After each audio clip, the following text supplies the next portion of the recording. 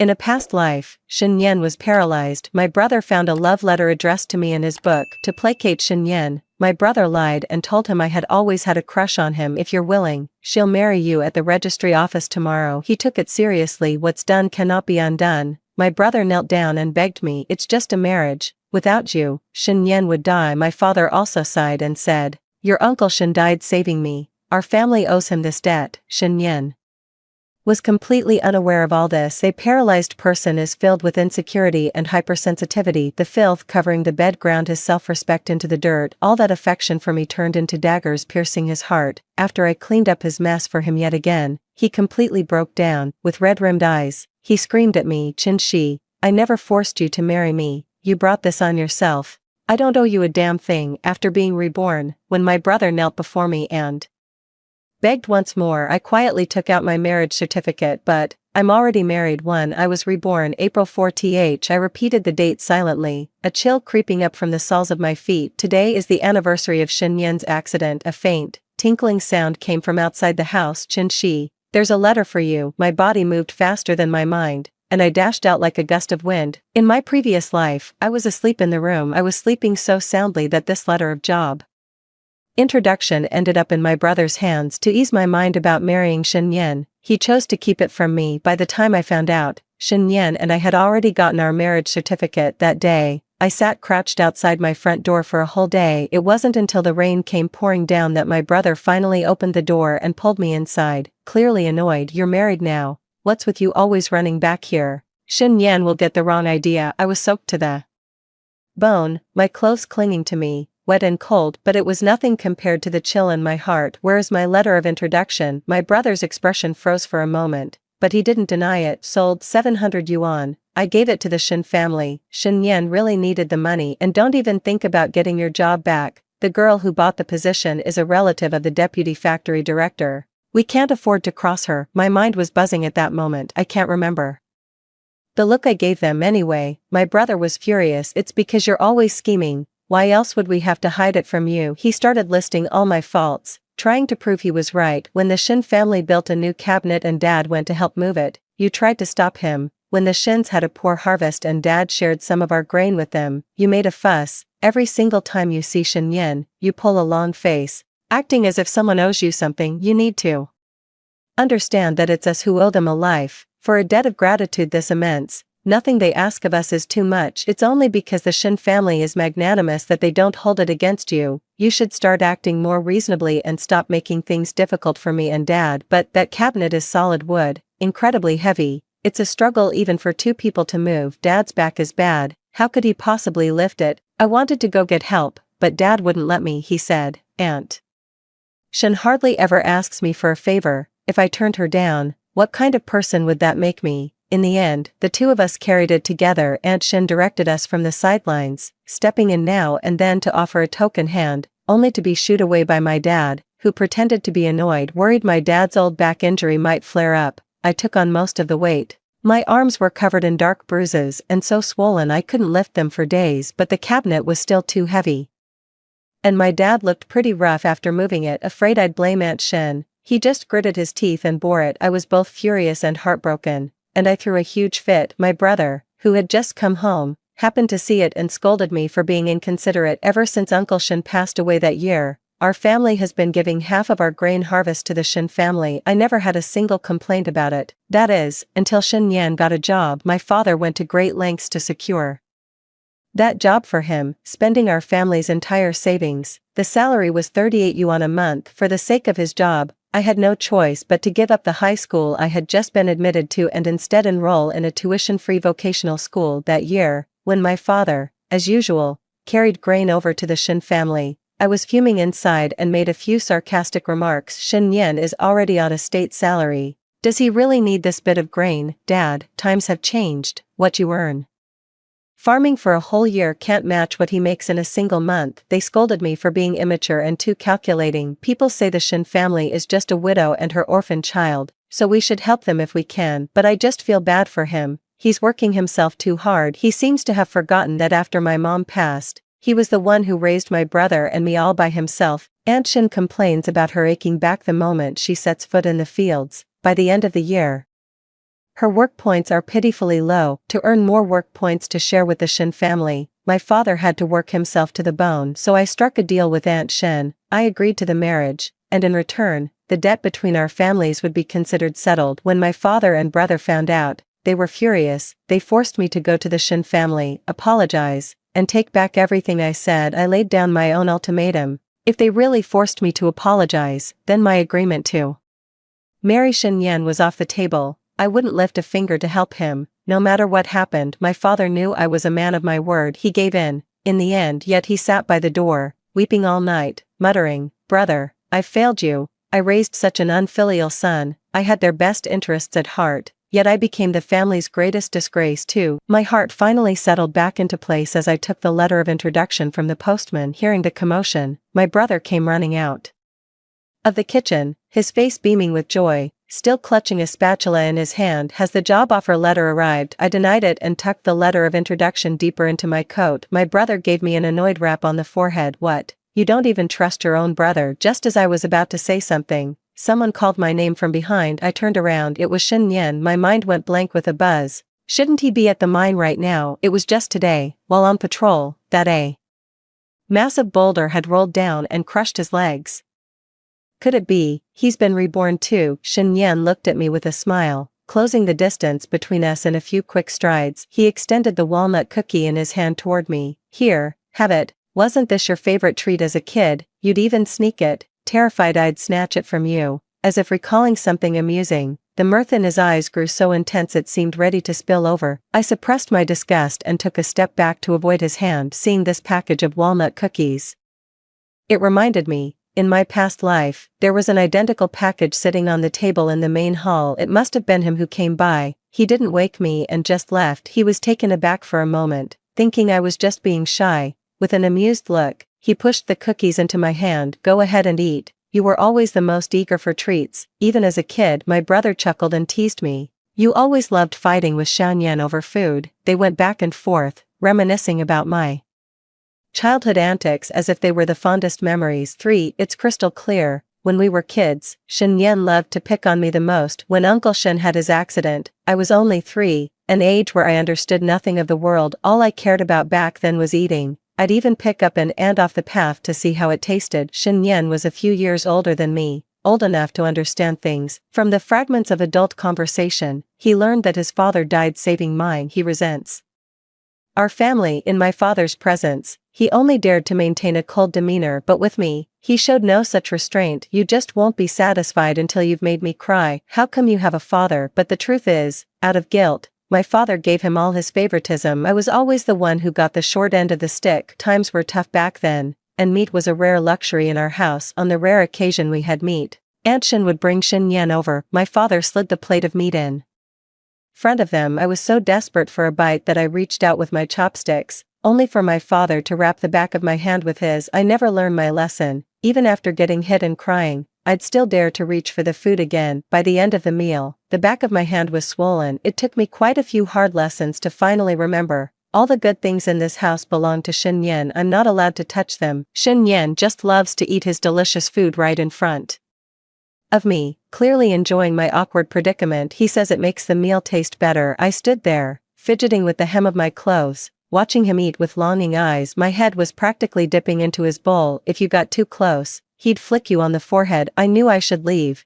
but my legs just wouldn't obey. The meat smelled so good. On the rare occasions he was in a good mood, he'd toss me a piece of meat if I got on all fours and barked like a dog. I was just a child, my whole world consumed by the thought of meat, oblivious to the humiliation of the gesture. I happily did as I was told. I took the meat and nibbled a tiny bite, my eyes crinkling shut with pure bliss. I saved the last 2 bites for Dad and my brother. The neighbor lady dropped by, took pity on me, and secretly slipped me a small piece of walnut cookie. Her daughter, who had married into the city, brought this back for her, but she couldn't bear to eat it. I sneaked out, clutching it like a treasure, but Shin Yan spotted me anyway. He and a few older kids surrounded me and snatched the walnut cookie my aunt had given me. He deliberately held it high above his head. Frustrated, I stood on my tiptoes, trying to reach it. "That's mine, it's mine." With a nasty grin, he stuffed the walnut cookie into his mouth and leaned in to chew it right by my ear. "Everything you have belongs to me. It's what your family owes me. Once they made me cry,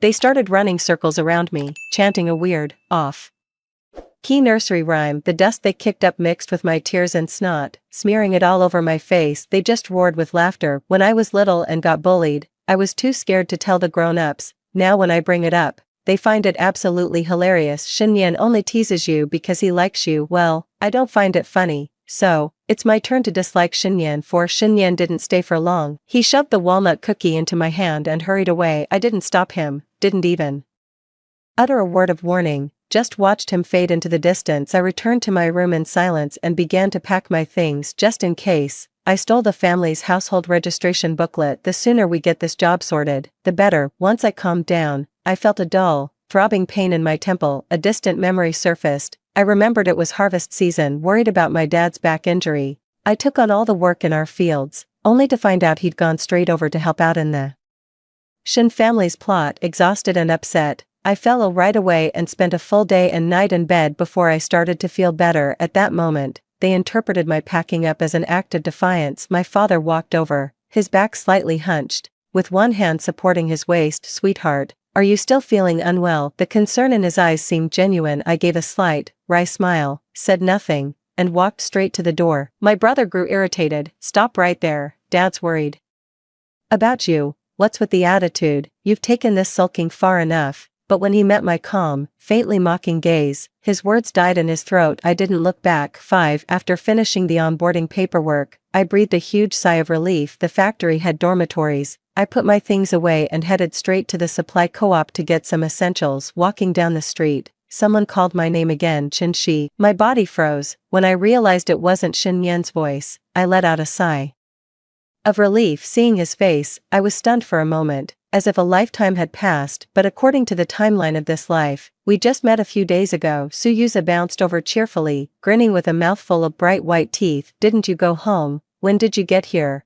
Are you here to buy something? When are you going back? The barrage of questions made my head spin. He was like an overly attached puppy that finally waited for its owner to come home. His enthusiasm was suffocating. Distant memories come flooding back, vivid and clear. He sat behind me and always pestered me to talk. If I ignored him, he'd pretend to have lost his pen, then gently tap my shoulder with his finger and whisper, asking to borrow one. Just managing to exchange a few words with me was enough to keep him happy for ages. My classmates told me that Suyuza came from a well-off family, with a father who was a factory director. He was just at school to have fun, but I was different, so I always kept a cold and deliberate distance from him.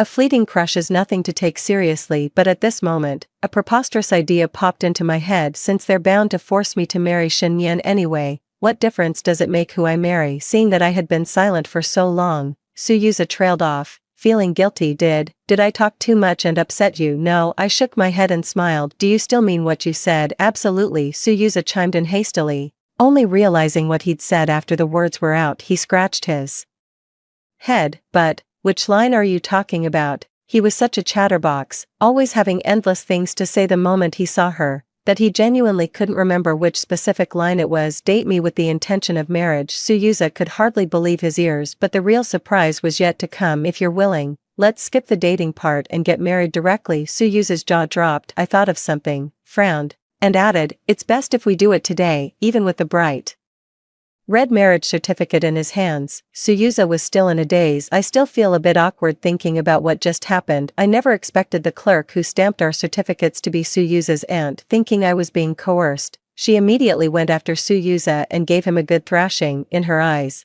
no one would ever take a fancy to her good-for-nothing nephew, let alone such a lovely young lady. It was only after my repeated explanations that she finally believed me. He stamped the papers for us in a flash. As if afraid I'd change my mind, I was heading back to the factory, with Suyuza trailing behind me, listlessly kicking at the pebbles on the ground. Honey, my dad bought me a courtyard house ages ago. When are you coming to live there with me? He was no fool. He'd known all along she had married him with an ulterior motive, but what did it matter? He's a total deadbeat. Aside from being decent looking and coming from a good family, what else has he got going for him? He was thrilled that she saw something in him to get such a beautiful wife for nothing. As for what that something was, Suyuza didn't dare to ask or bring it up. Suyuza hung his head, looking just like a pitiful little puppy. My heart softened, and I ruffled his hair, saying, tomorrow, it's too late today. After all, we have a tough battle to fight tonight. 6 In the dead of night, lightning flashed and thunder roared as a heavy rain poured down. Bang, bang, bang, the dormitory door was knocked on.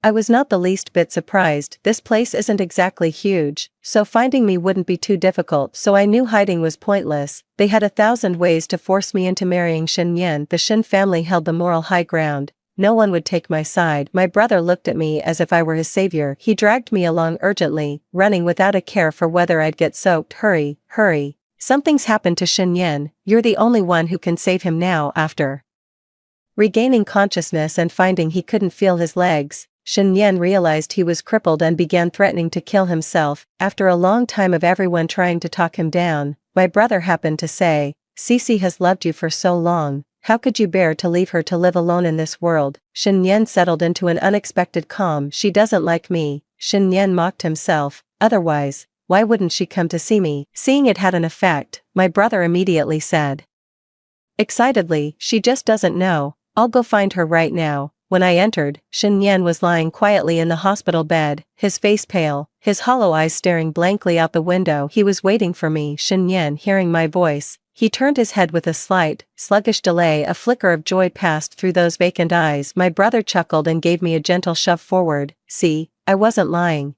The moment I told her you were hurt, she rushed over in such a panic she didn't even bother with an umbrella." Aunt Shen gave me a look of heartfelt relief, wiped her tears, and patted Shen Yan's shoulder. "Xiaoxi says once you're discharged from the hospital, we'll go get the marriage license. Our two families will throw a proper banquet and welcome her into the family with all the fanfare she deserves. Let's see who would dare look down on you then." Shen Yan's hopeful gaze settled on me, as if seeking confirmation. Time seemed to freeze as everyone held their breath, waiting for my answer. After a long pause, I slowly began to speak, feigning difficulty. "While I truly sympathize with you," at this point, I let out a sigh. "I'm already married." A single sentence struck like a bolt from the blue. Several pairs of disbelieving eyes turned toward me. 7 My brother was the quickest to react, pulling me out of the hospital room. Without a word, he slapped me. Luckily, I was prepared and dodged it. He didn't dare to scold me loudly, but his lowered voice was seething with anger. "What's with the attitude again? I don't mind your usual little tantrums, but Shen Yan is in a fragile state right now. Don't you know a single word from you could be the death of him?" I said with an inexplicable tone. "And how do you know what I'm saying isn't true?" "True about what? Getting married?" My brother scoffed. He didn't believe a word of it. "They just thought it was an excuse for me not wanting to help. Go apologize to Shen Yan now, smooth things over with him, and patch this whole mess up." He spoke earnestly. "I know you don't like him, but think about Dad, think about Uncle Shen. There are some things you can't just avoid because you don't like them. You can't be that selfish." I wasn't given a chance to refuse. My brother pushed me right into Shen Yan's hospital room in an instant. We were the only two people left in the hospital room. Shen Yan glanced at me, his eyes red, and turned his head away. His tone was cold and hard. "Qinshi, I'm not your dog, to be summoned and dismissed at your whim. If you don't like me, just say it. No one's forcing you to." He's waiting for me to coax him. I pretended not to see it and nodded earnestly. "Well, I'll just say it then. I really don't like you. I never have, not from the start. My brother lied to you because he was worried you'd take it hard, but I'm not lying. I'm telling you the truth. I'm married." Shen Yan's lips tightened into a thin line, remaining silent. Just when I thought he understood, he spoke coldly. "Do you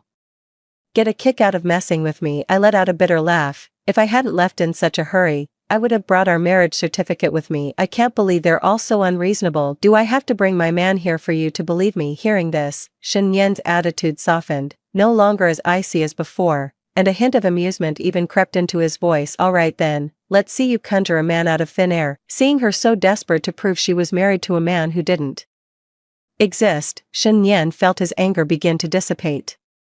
He even felt a twinge of regret for getting into a fight with her. It all seemed so childish now. What man could possibly be in her life? Shen Yan knew the truth all too well. Qinshi was beautiful, but had a cold demeanor. Apart from that clingy nuisance, Su Yuza, who was always stuck to her like glue, there were hardly any men who could exchange more than a word or two with her. As for Su Yuza, Qinshi didn't care for such a noisy person. If she had, they would have been together long ago. Having come to this realization, Shen Yan's heart settled completely. She's just giving him the cold shoulder, probably over the business with Uncle Chen helping out at their place. Shen Yan's calm and unruffled demeanor made me feel like I was punching a pillow, utterly frustrating. Shen Yan was in high spirits, and my brother thought I had managed to appease him as requested. I didn't spell it out, if possible.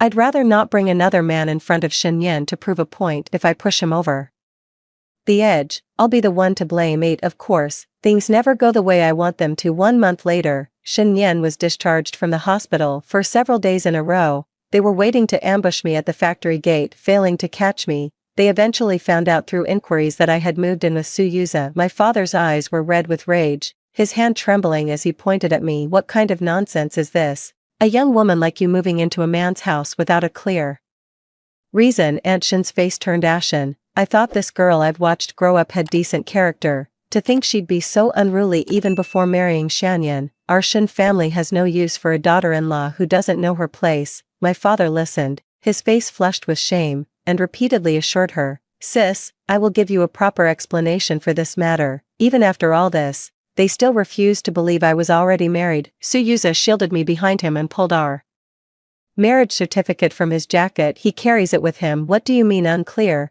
We're legally married, with a stamped certificate. Even though you're my father-in-law, I have to say this. Is it fair to sacrifice your own daughter's entire life for some so-called debt of gratitude? Did you ever ask her if she was willing? I mentioned the family situation to Suyuza before, even though he didn't ask.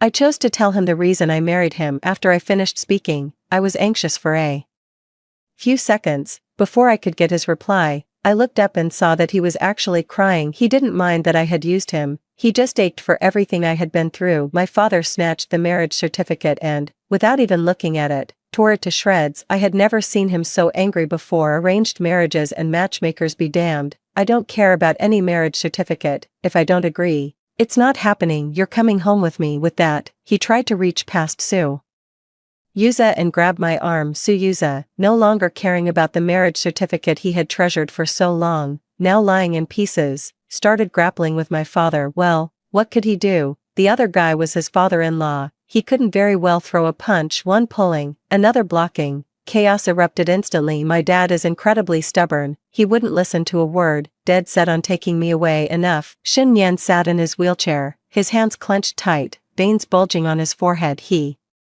didn't know how much effort it took to restrain himself. Shen Yan looked at me, his voice strained. I just want to ask you one thing, about the marriage. Did he force you? If you say yes, I can pretend none of this ever happened. I was about to say no, but a sudden wave of nausea washed over me. I retched dryly. Someone blurted out, "You're not pregnant, are you?" The room fell dead silent. Shen Yan's tightly clenched fist suddenly went slack. There was nothing left to say. He already knew the answer. With red-rimmed eyes, Shen Yan took his mother's hand. "Let's go, Mom. I'll stand on my own feet one day. There's no need to beg someone to marry me." He had his pride. 9 Over here. Suyuza was both elated and panicked. Seeing how distressed I was, he scooped me up and rushed to the hospital, leaving behind a room full of people in somber spirits. My brother hesitated for a moment. "Dad, I'll go check on Cece." "Don't you dare go. The Chen family has no room for such an ungrateful person. From now on, consider yourself without a sister." Chen Nan let out a sigh. He wasn't sure if he had done the right thing,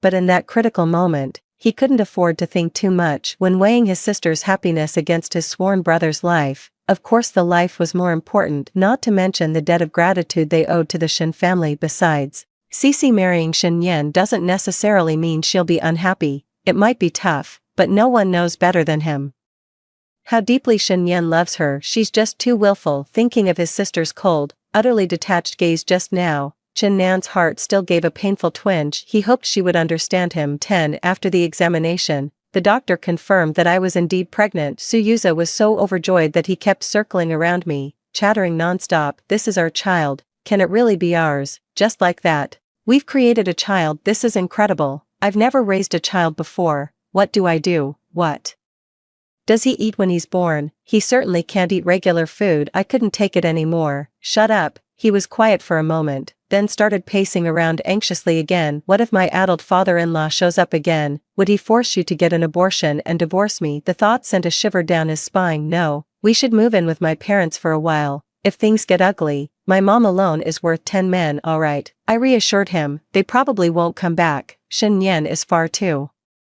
proud a man. He wouldn't stoop to chasing after a married woman as long as he gives a clear refusal. My father and brother wouldn't force me to marry him. After we got married in my past life, The phrase he said most often was, "I never forced you to marry me." He said he gave me a choice. What Shen Yan called giving me a choice was stopping the registrar just as the official seal was about to come down on the marriage certificate. He asked me, "Are you sure? It's not too late to change your mind."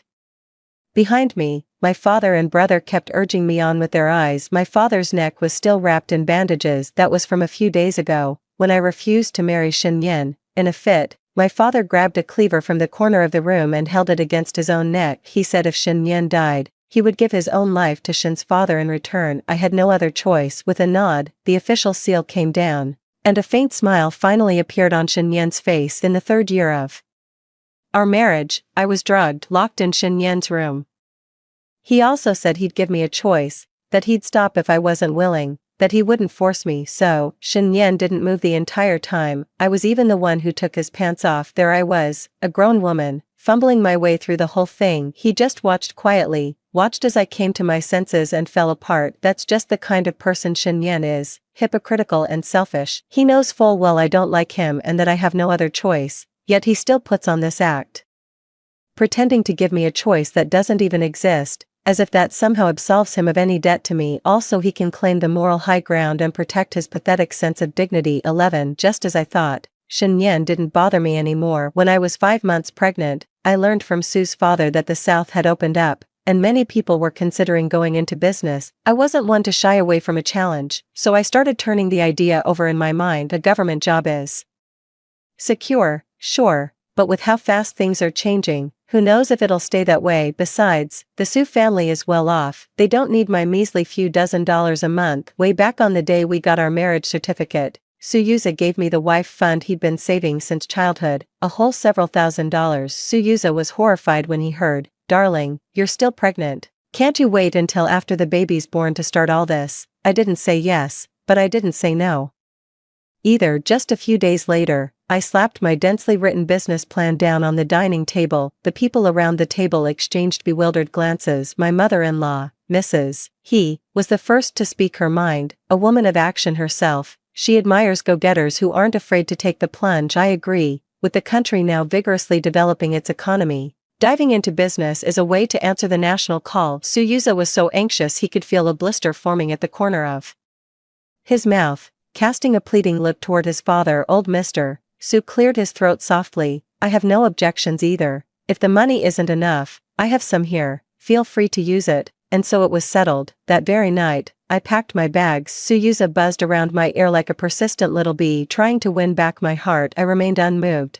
Perhaps having died once, I've become much more willful in my actions, doing whatever I want the moment I think of it. It's not that I haven't considered going after having a child, but once the baby is born, I'd worry they're too young and can't be left alone. Seeing the big blister on Suyuza's lip, I couldn't help but chuckle. "Don't worry, aren't you here? Weren't you quite the fighter? Mom said you were the ringleader of the kids back in the day." Suyuza's ears flushed red. "All right, I will definitely protect you and the child." In the end, I didn't make it. My brother showed up the day before I was supposed to leave. He said Shen Yan attempted suicide, and after waking up, suddenly insisted on seeing me. 12. Ever since he got back that day, Shen Yan had been stewing with a quiet fury. He was determined to stand on his own 2 feet again. Ignoring his doctor's orders, he forced himself into rehab exercises before his leg injury had fully healed. The recovery was taking too long. He couldn't wait any longer. The consequence of this was that the wound became inflamed and infected, ultimately leading to the amputation of both legs. The infected wound caused Shen Yan to run a persistent high fever. He had a very long dream. In the dream, he married Chen Shi, just as he had always wished. After the wedding, Chen Shi was cold and distant towards him. There was no intimacy between them. Even a simple hug felt like an impossible wish. She always kept him at arm's length. This was not how someone who truly cared for another person should act. Shen Yan has only ever liked Chen Shi, from childhood until now. The irony is, she's the coldest person. Thankfully, she treats everyone the same way. Shen Yan secretly rejoiced, thinking it was just as well. No one would compete with him for her. He was at a complete loss for what to do. He could only tread carefully, trying to please her in the hope of receiving some response. Even the sweetest dream must one day shatter. By chance, he overheard Chen Shi arguing with Chen Nan and realized their so-called marriage was nothing but a sham. Chen Shi never really liked him. She only married him out of pity, settling for him out of a sense of obligation. Shen Yan could no longer lie to himself. He didn't dare to pierce that thin veil of pretense. He was a coward, afraid that Chen Shi would truly leave him. Once he looked past his own bias, Shen Yan realized how obvious Chen Shi's lack of affection truly was. She even seemed to dislike him. Sometimes, her gaze would land on his disfigured legs like a needle,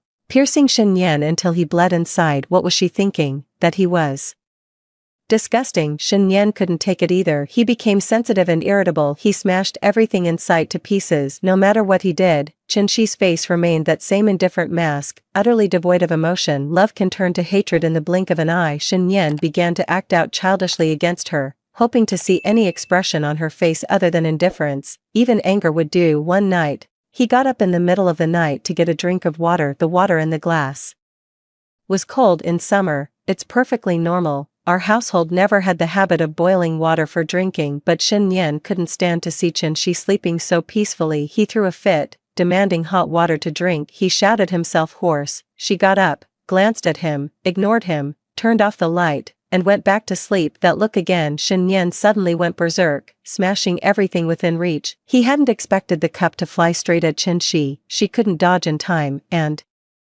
a gash opened on her face, blood streaming down. He froze, his tantrum ceasing. He sat there in a daze for half the night. In the end, the cut left a scar on Chen Shi's face. Every time he looked at it, Shen Yan was filled with self-reproach. After that, he too fell silent. Shen Yan wanted to break the silence, but he couldn't take that first step. He had lost his courage. The peace was shattered in the 3rd year of their marriage. His mother, eager for a grandchild, spiked their food with drugs. His mind was clearer than Chen Shi's. Reason told him he should push her away, yet, when her warm, soft body pressed against him, Shen Yan's reason completely crumbled. Her entire soul trembled. She had never been this close to him before, like a man who had wandered the desert for too long, glimpsing a clear spring at the brink of death. For Shen Yan, it was like drinking sweet nectar. He thought with a pang of shame, would she treat him better if they had a child? Just as he had wished, Chen Shi was indeed pregnant. An immense wave of joy crashed over Shen Yan. It felt utterly surreal. Chen Shi couldn't accept this child. She said the very thought of how it was conceived made her sick. Her words were too blunt, and Shen Yan's heart ached so much he curled into a ball. His heart ached for this unborn child, already despised by its own mother before it could even enter the world. Shen Yan refused to be a useless burden any longer and struggled to stand up. Finally, when Chen Shi was 6 months pregnant, a miracle happened. Shen Yan stood on his own 2 feet. The baby would occasionally kick her belly, and Shen Yan watched with a longing gaze, wanting to reach out and feel it, but meeting her look of disgust, Shen Yan could only withdraw his hand. Perhaps the presence of the child had softened her heart. Shen Yan remembered that day, Chen Shi sitting beneath the persimmon tree laden with fruit, her expression gentle. She said with a smile, "Go on, give it a touch." The beautiful dream ended right there. Shen Yan woke up. She was nowhere to be seen, and his heart felt hollow. He was throwing a fit, demanding to see Chen Shi. The wound on his wrist began to bleed again from his struggling. Memories from 2 lifetimes clashed violently in his mind. No, this can't be right. How could Chen Shi marry someone else? Everything was finally getting better. Why did he have to wake up? Shen Yan was desperate to see Chen Shi. 13 Suyuza came with me. Shen Yan didn't seem to notice him, just smiled while looking at my belly. She, was it well behaved today? Did it give you any trouble? As if it still belonged to him. This bizarre behavior instantly made me think that Shen Yan had also been reborn. Suyuza was thoroughly creeped out by his laughter and shielded me behind him. Of course my child is well behaved. Shen Yan's expression changed abruptly, his emotions flaring up. What nonsense are you spouting? This is my and Cece's child. It has nothing to do with you. Gasping for breath, he stared at me intently. Cece, is this punk bothering you again? Don't worry, I'll teach him a lesson right now. He tried to stand up, and in the next moment, the empty pant leg appeared before his eyes, as if mocking him. Shen Yan, have you forgotten? The person I used to be was already killed by your own hands. Those few, airy words left Shen Yan frozen on the spot. Dead. Chen Shi is dead. Yes, she died on the eve of the Lunar New Year. She took the child with her. It was a girl. Her tiny nose and little mouth melted his heart. She looked just like her mother when he was delivered. He was blue all over and didn't make a sound. How cruel she was, to personally snuff out everything in the moment of his greatest happiness. 14 Shen Yan took his own life. At the funeral, Aunt Shen's tears had run dry, her eyes swollen like walnuts. I sighed softly, Perhaps this was retribution. The words were spoken so softly, a mere wisp of a breeze could have scattered them, yet she heard them all the same. Her head snapped up, and her eyes met mine across the crowd. Everyone knew Uncle Shin died saving my father, but few ever spoke of how he actually died. In my previous life, I stumbled upon the truth by chance. That was a year of famine, and the villagers' food stores had run completely dry. Even the weeds by the roadside had been pulled clean, leaving the ground bare and barren, without a speck of green in sight. My father led a hunting expedition deep into the mountains. Uncle Shin wanted to go too, but my father wouldn't allow it. The team was made up of tall, sturdy men, and even the least capable among them had some useful skills. Uncle Shin used to be a teacher, a man of slender build. After the famine, he was reduced to a mere skeleton. Going back into the mountains now would likely be a one-way trip. To everyone's surprise, he secretly followed them on the way. He stepped into a trap that had been set, howling in pain, which is how he was finally discovered. It wouldn't have been right to just leave him there, so my father had no choice but to carry him on his back. The smell of blood attracted a wild beast. My father, alone and weighed down by Uncle Shin, fell behind the group and was pursued by a black bear. The two of them fell to the ground. Knowing he was a dead man, Uncle Shin simply held the bear back to buy my father time to escape. His last words were for my father to take care of his wife and children. My father was a man of his word, and Aunt Shin knew it. She shrewdly pinned all the blame on my father, and he dutifully took the fall. After all these years, who can clearly remember what happened back then? I only know my father owes the Shin family a life. 15. With the matter settled, I hurriedly took Suyuza and headed south. If we don't go now, she really will give birth. 3 months later, I gave birth to my daughter without any complications. The moment she was placed in my arms, she opened her eyes. Her eyes were misty, and she nestled against me, whimpering softly as if feeling wronged. Her tiny, soft hand gripped my finger tightly, and another little finger wriggled its way in. Not to be outdone, I looked up, and the man gave a silly grin. 16. In this life, I have been truly happy. Memories of my past life have grown hazy and indistinct. After Shin Yan died, my father and brother never contacted me again. That is, until a phone call came. My father was gravely ill, and he wanted to see me. By then, my daughter was already 3 years old. I wasn't planning on taking her, but my brother froze the moment he saw her. When he came to pick us up, you should take her. Dad will be over the moon. Sure enough, as soon as we walked in, my father looked at my daughter and tears just kept streaming down his face. She's the spitting image of your mother. My expression turned cold. I was about to say that if it weren't for you, my mother wouldn't have died, but facing a dying man, I ultimately held back those harsh words. My mother died during the famine years. After Uncle Shin passed away, Aunt Shin would often bring Shin Yan to our house to cry. Once they had cried their fill, the two of them would leave, their hands full of food. In the middle of the night, I would always be woken by hunger, my stomach cramping painfully. Even the children didn't have enough to eat, let alone the adults to save food for us. She secretly ate white clay, and her stomach swelled until she died. My father's tears flowed more and more, and his voice grew faint. He beckoned to his daughter. Could you call me Grandpa, just once? My daughter glanced at me, her little mouth shut tight, saying nothing. My father's hand fell limply, and he let out his final breath. I regret it, my girl, I'm so sorry. His body grew still, and all fell silent. My brother, his eyes rimmed red, saw us out. He hesitated, words on the tip of his tongue, but ultimately let them go. Finally, he brought up the matter of Aunt Shin. Only then did I realize she was dead. Shin Yan's death devastated her. In a state of delirium, she fled into the mountains, where she was killed by wild beasts. When they found her, only half of her body remained, torn apart. Do I still have the right to call myself your brother? As we were parting, he asked me. I shook my head. That hasn't been the case for a long time. Everything settled into calm. I took my daughter's hand and walked away. A sedan pulled up right in front of us with an arrogant swagger. A man in a sharp suit stepped out, his long legs drawing the attention of the crowd. Daddy! His daughter scampered over and wrapped her arms around his leg. He picked up the child and gave me a goofy grin. Let's go home, dear. I smiled too. Okay, the end. Story 2. I had a threatened miscarriage and rushed to the hospital to try and save the pregnancy. I overheard Quan Yichin tell the doctor, just terminate the fetus in Su Jin's womb. He paused before continuing, as for Fei Fei, you must ensure she delivers the baby safely. After all, it's the future heir of the Quan family. Under no circumstances should Su Jin find out about this. Devise a proper recovery plan for her after the miscarriage. I was utterly devastated. My heart felt as if it were being torn apart. On the day he proposed, Kwon Yechin covered the entire street with roses and hired a top superstar just to perform Marry You Today for me. He once booked 20,000 drones to light up the sky over Haicheng with my portrait, wishing me a happy birthday. The man who kept professing his love for me is now, for the sake of another woman, trying to kill the child I worked so hard to conceive. I signed the divorce papers, embarked on a journey around the world, and cut all ties with him for good. The rain was pouring, heartbroken and lost. I walked into the downpour, still in my hospital gown. Blood mingled with rainwater on the ground, but the cramping pain in my lower abdomen was nothing compared to the agony in my heart. A doctor found me and screamed, "Someone, come quick. Something's happened to Miss Sue." Kwon Yechin rushed over and grasped my hand, his own.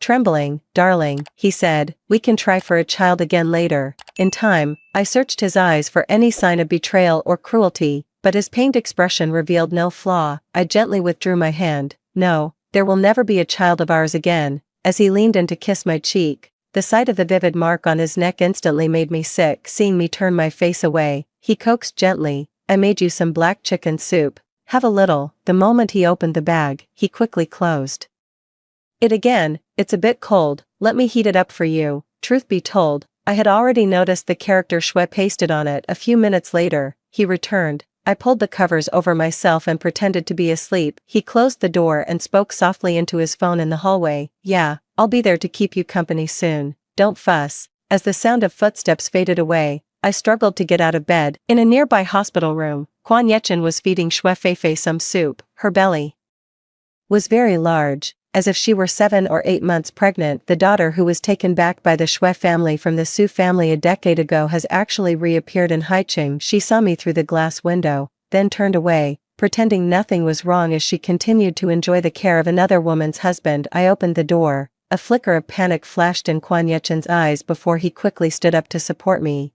"You just had a miscarriage, you shouldn't be up. The 4 bag is empty, and the nurse isn't here. Feifei, it's been 10 years, you're going to be a mother, so where's your husband?" Shui Feifei smiled at me. "Sister Sue, I'm pregnant out of wedlock, please don't laugh at me." I stared at the bowl of black chicken soup as Kwon Yechin pushed me toward my own hospital room. "Feifei has no one to look after her, so I'm just checking in. You need to get back to bed and rest." I hadn't gone far when Kwon Yechin said he dropped his phone and went back to get it. Crying came from Shui Feifei's hospital room. "Sister Sue will surely hate me from now on, Yechin, because I loved you. I've lost everything." Kwon Yechin coaxed. "You still have your husband here. Alright, I don't want Su Jin to notice anything. Keep your voice down, I'm going over there first." My ghostly pale face was reflected in the hospital's glass door too. On the day I was discharged, I printed the divorce papers and began packing up my belongings from the villa. I was just confirming my itinerary and flight tickets with the airline when Kwon Yechin came home. "Going somewhere?" he asked, sounding a bit suspicious. "Yeah, just need to get away for a bit," I replied flatly. "I've been a bit busy lately, honey, so I probably can't go with you. Here, take this card, use it for whatever you need." He pulled me into an embrace and handed me a black card. I pushed him away. He continued, "Honey, Feifei has no one in Haicheng, and she's pregnant. Can she stay with us for a while? She's due in just over 10 days, and, after all, you two have a connection, you wouldn't say no, right, honey?" My hands trembled slightly as a wave of sickening disgust churned in my heart, yet he still feigned ignorance, saying, "Oh, suit yourself, whatever, I'm flying out in 3 days anyway." He was delighted, humming a tune as he took off his tie and headed for a shower. While showering, he seemed to be on a call with someone, taking a long time before he came out. Shui Feifei moved in that very afternoon. To make things easier for the new mother, Kwon Yechin decided to give her the master bedroom on the first floor, the one I loved most. He came upstairs to thank me, trying to hug me. "Darling, I knew you'd be the most understanding. I love you so much." I sneered inwardly. "Yeah, right, but what I said was, you're covered in dust from moving things, better not come near me." I asked him to help me get the big box down from the top of the cabinet. Just as he got hold of the box, Shui Feifei's scream echoed from downstairs. Kwon Yechin dropped the box and hurried downstairs. The box landed on my shoulder before crashing onto my toe, splitting the skin of my big toe wide open. A deep crimson stain began to spread across the carpet. Hiss, I bit down hard on my lip, beads of sweat breaking out on my forehead. As I hobbled downstairs to find medicine, Kwon Yechin was putting a bandage on Shui Feifei's cut. As he applied the bandage, he gently reminded me, "Let me handle the Fruit cutting from now on. Look, it's lucky you only nicked your nail. If you'd cut into the flesh, you'd be bleeding. The man who once cherished me above all else, now for the sake of another woman, didn't even notice me getting hurt right before his eyes. A tear traced a silent path down my cheek. In the dead of night, the pain from the wound jolted me awake. I reached out to the side of the bed, only to find Kwon Yechin was not there. The quiet night amplified every sound. Honey, it's not good for the baby to see this. Who told you to be so naughty all afternoon?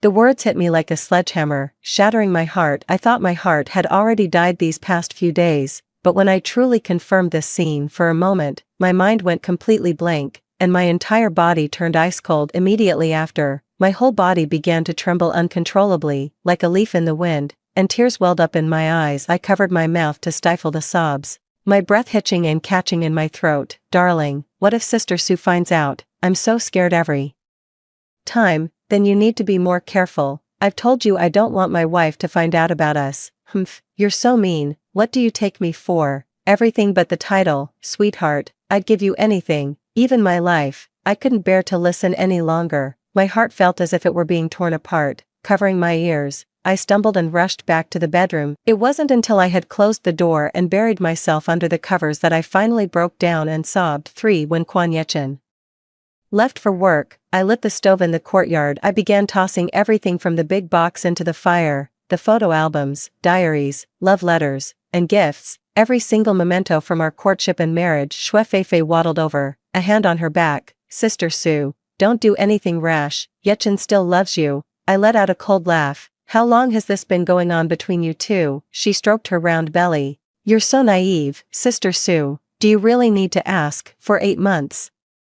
These past 8 months, I've endured the agony of IVF, the repeated pain of frequent egg retrievals just to get pregnant, a 35-centimeter steel needle piercing into me to extract eggs, twice a month. Seeing me lost in these painful memories, she still had the nerve to blabber. Even when I'm like this, he's always wanting it. It must be that you can't satisfy him, Sister Sue. The firelight illuminated Shue Feifei's smug face. 20,000 drones for your birthday. Wow, what a spectacle. But you didn't know, did you? Yechin came to see me that night. It was wild. I wonder what was happening on your end. A sudden wave of nausea hit me, and I doubled over, retching. On my birthday, tears of happiness welled in my eyes as Kwon Yechin held me in his arms, watching the sky ablaze with drones, shining for me alone. That day, I swore that even if my health was failing, I would bear him a child. But the truth behind him abandoning me in the middle of the night, claiming a company emergency, was that he went to a hotel to have a passionate affair with Shue Feifei. I retched until I tasted bile, while Shue Feifei returned to her room, laughing heartily, humming a tune. She decorated her baby's crib with a blissful look on her face. Kwon Yechin came home in the evening and brought me a gift. It was a bracelet, studded with diamonds. I tossed it aside without a second thought and handed him the divorce papers. He was stunned, and then his eyes welled up. Darling, I know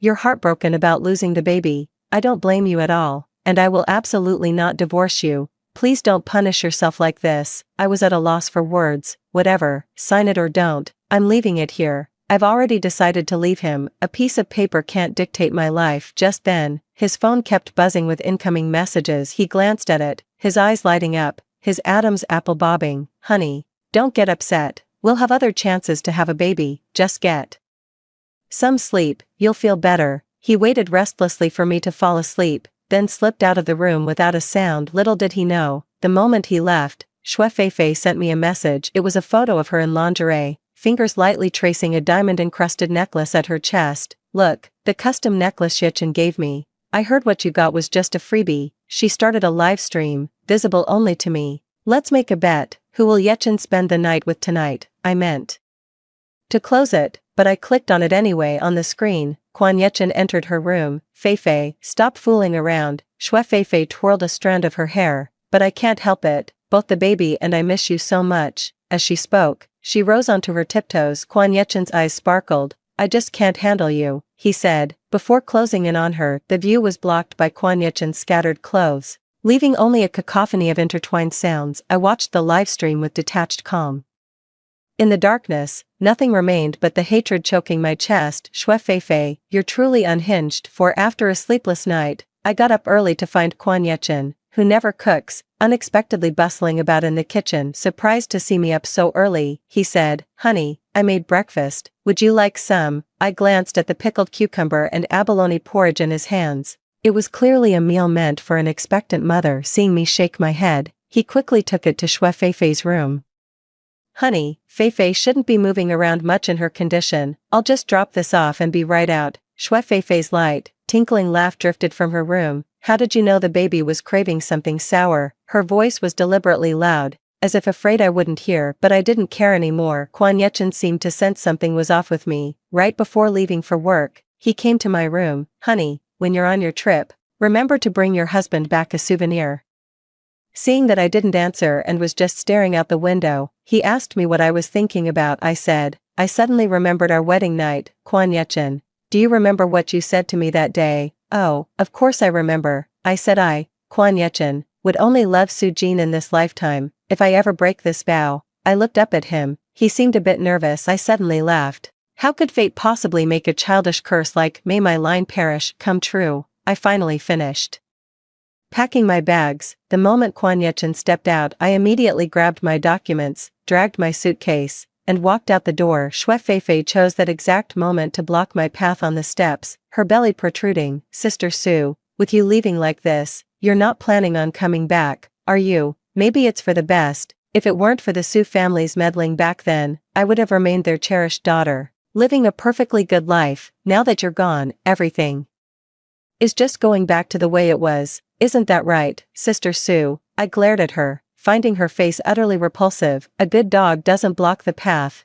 Don't make me slap you when I'm already in the worst mood. Sister Su, it's a good thing those two old bastards got run over by a car. With you out of the picture, there's finally no one left to stand between me and Yechen. I can take insults aimed at me, but when you drag my parents into it," I saw red. A surge of rage overwhelmed me, and before I knew it, my hand shot out and slapped her across the face.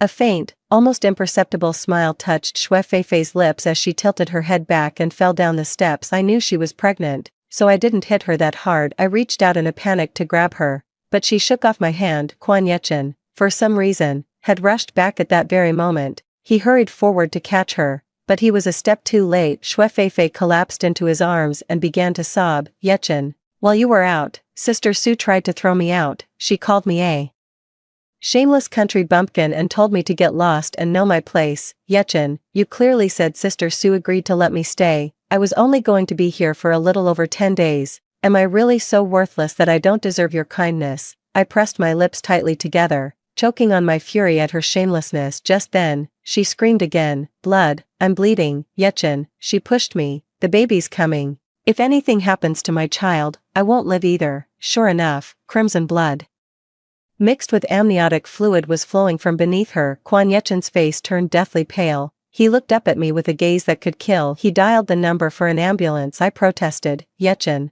that's not what really happened." Smack asterisk. Before the words had even left my mouth, a stinging slap landed on my face. Quan Yechen struck with brutal force. I staggered, the small of my back slamming into the sharp corner of a flower bed beside the steps. A sharp, searing pain shot through me. "I saw you hit Feifei with my own eyes, Su Jin. I never imagined you could be so vicious to a pregnant woman in private. I'm so disappointed in you. This slap is for Feifei." Shui Feifei stood behind her, a smug smile spreading across her face. The ambulance arrived with its siren wailing. Quan Yechen scooped Shui Feifei into his arms and carried her straight onto the vehicle without a backward glance. He never once looked back at me. Standing there with my eyes brimming red, Quan Yechen never laid a hand on any woman, let alone laid a finger on me. There was even a time when a cabinet door accidentally bumped me, and he held me in his arms, soothing me for what felt like ages. After my parents died in the car accident, seeing my heart break, he stayed by my side night after night,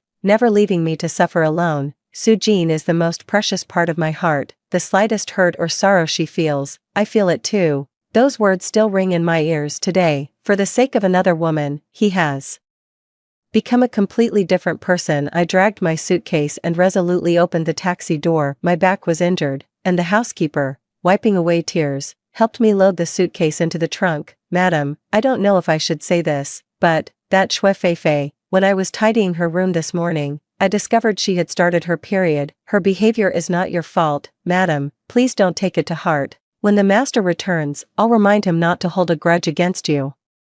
I stepped into the car and closed the door. That won't be necessary, don't breathe a word of this to the master, explanations are for those who care, and I, for one, am completely past caring. The car window slid up, and we sped off towards the airport. 5 At the hospital, Xue Feifei gave birth to a healthy baby boy. Quan Yechen was overjoyed, and the celebratory sound of firecrackers echoed throughout Haicheng. Seizing the opportunity, Xue Feifei forced the issue, wielding the divorce papers I had already signed. She pressured Quan Yechen into signing them as well. Sister Su, I have some happy news for you. Yechen really has cast you aside. She still frequently sends me provocative messages. After giving birth, Yechen didn't mind at all. He personally helped clean me down there. Sister Su, you won't get to enjoy this kind of service. Today he complimented me, saying my figure is even more tempting after having the baby. I'm so worried he won't be able to control himself, and I haven't even finished my postpartum confinement yet. I don't really care, I just treat it as a joke. In the years since marrying Quan Yechen,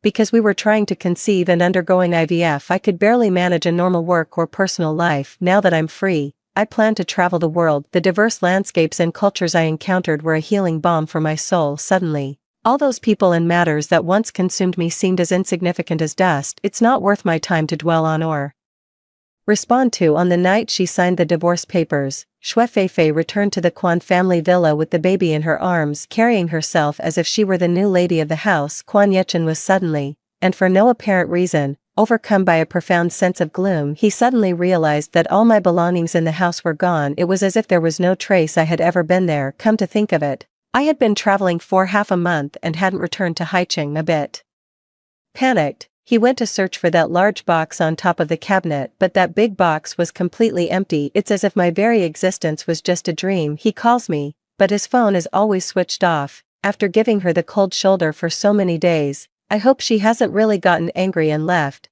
but she was clearly in the wrong for hitting Feifei. Divorce is just a way to teach her a lesson. In the end, she's still mine, and we won't be apart, he was muttering to himself, searching for me upstairs and downstairs. Xue Feifei couldn't stand it anymore. Honey, aren't you going to come and soothe your son? A sudden wave of irritation washed over him as he recalled the look in my eyes the day I demanded a divorce. He asked, did you say something to Su Jin? Xue Feifei batted her large, innocent eyes. I swear on my conscience, I've been listening to you, darling. I haven't breathed a word of it to her. True to her restless nature, she pressured Quan Yechen to hold the wedding as soon as their child turned 1 month old. Yi Chen, do you really want the whole of Haicheng to think of our son as a bastard? Quan Yechen thought, if Su Jin truly cared for me, she would have come to find me when she learned I was marrying someone else. However, during that period, I began documenting everything I saw and heard on my travels. I edited the work and posted it online. The results were surprisingly good,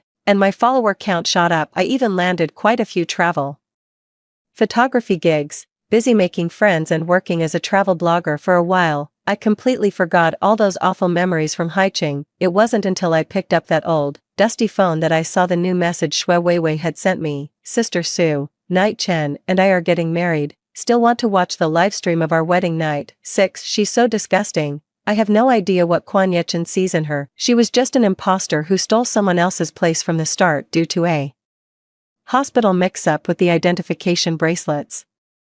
She lucked into living as the Su family's pampered daughter for 10 years. Her spoiled, willful, selfish, and domineering ways gave Mom and Dad nothing but trouble. After much difficulty, Mom and Dad finally found me in the countryside and brought me home. Originally, Mom and Dad had planned to let her stay with the Su family so we could be like sisters. At such a young age, she actually had the nerve to poison my water glass. This infuriated my parents so much that they sent her back to her biological family. They even signed an agreement forbidding her from ever returning to Haicheng. Yet, the moment my parents died, she showed up right by Quan Yechen's side. What a scheming, malicious, two-faced person. But I really do need to go back to Haicheng for something, to attend the self-media conference as a representative for overseas travel bloggers. Just as I walked into the building, a male blogger who looked familiar from online suddenly said hello to me. I was stunned for a moment and exclaimed, "Wow, I can't believe it's you. I'm actually meeting you in the flesh." Gu Zhongli, a top creator on Platform D with 90 million followers, is renowned across the internet and even internationally for his breathtaking global adventure videos. Any video he posts can instantly spark a global frenzy, with fans eagerly awaiting the next one. To be honest, some of my early videos were heavily influenced by his work. I never expected to run into him here today. He smiled faintly. Sujin, I'm also fortunate to have met the real you. With that, we both couldn't help but laugh. We were just about to enter the venue. As luck would have it, I discovered the conference and Quan Yechen and Xue Feifei's wedding were in the same building. Quan Yechen appeared out of nowhere and suddenly blocked my path. Sujin, we need to talk. He was dressed in a custom-tailored wedding suit, but there was no joy on his face, only a faint trace of melancholy. We're already divorced, there's nothing left to discuss. Anyway, I looked him up and down with my eyes. A man about to get married. Aren't you worried your bride will get jealous? I have a meeting to attend. If there's nothing else, you go your way, and I'll go mine. With that, I walked toward the conference hall without looking back. Quan Yechen called out behind me, his voice tinged with reluctance. Sujin, before my wedding with Feifei takes place,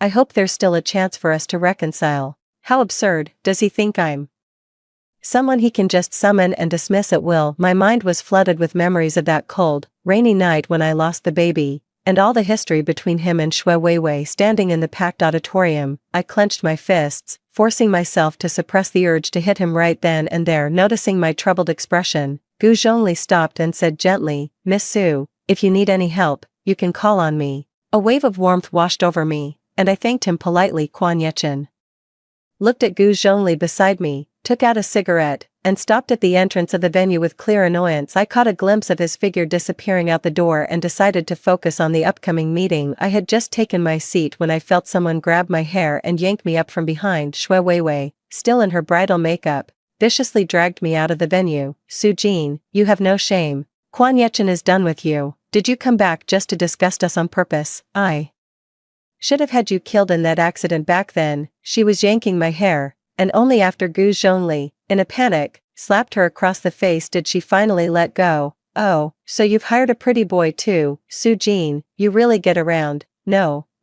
running you over would be too much of a waste. I should have your scandalous photos with your boy toy plastered all over the internet, ruining your reputation for good. Ha ha ha ha. She was still spewing venomous, filthy words from her mouth, but my mind was stuck on the sentence she had uttered just before. I should have had you run over along with her. I should have had you run over and killed along with them. With a boom, I felt like my head was about to explode. My days in the countryside were very hard. The happiest time was the few years I spent back with my birth parents. They gave me the greatest love I have ever known in my life. To make up for the past decade they felt they owed me, they even recreated every single one of my birthdays from ages 1 to 10. Tragically, when I turned 20, they were in a car accident on their way back to school to visit me. At the crash site, they found a birthday cake, stained with blood. I always thought it was just an accident, but from Xue Feifei's words, this was definitely no simple mishap. I rushed forward and grabbed her by the collar. Xue Feifei, you killed mom and dad, didn't you?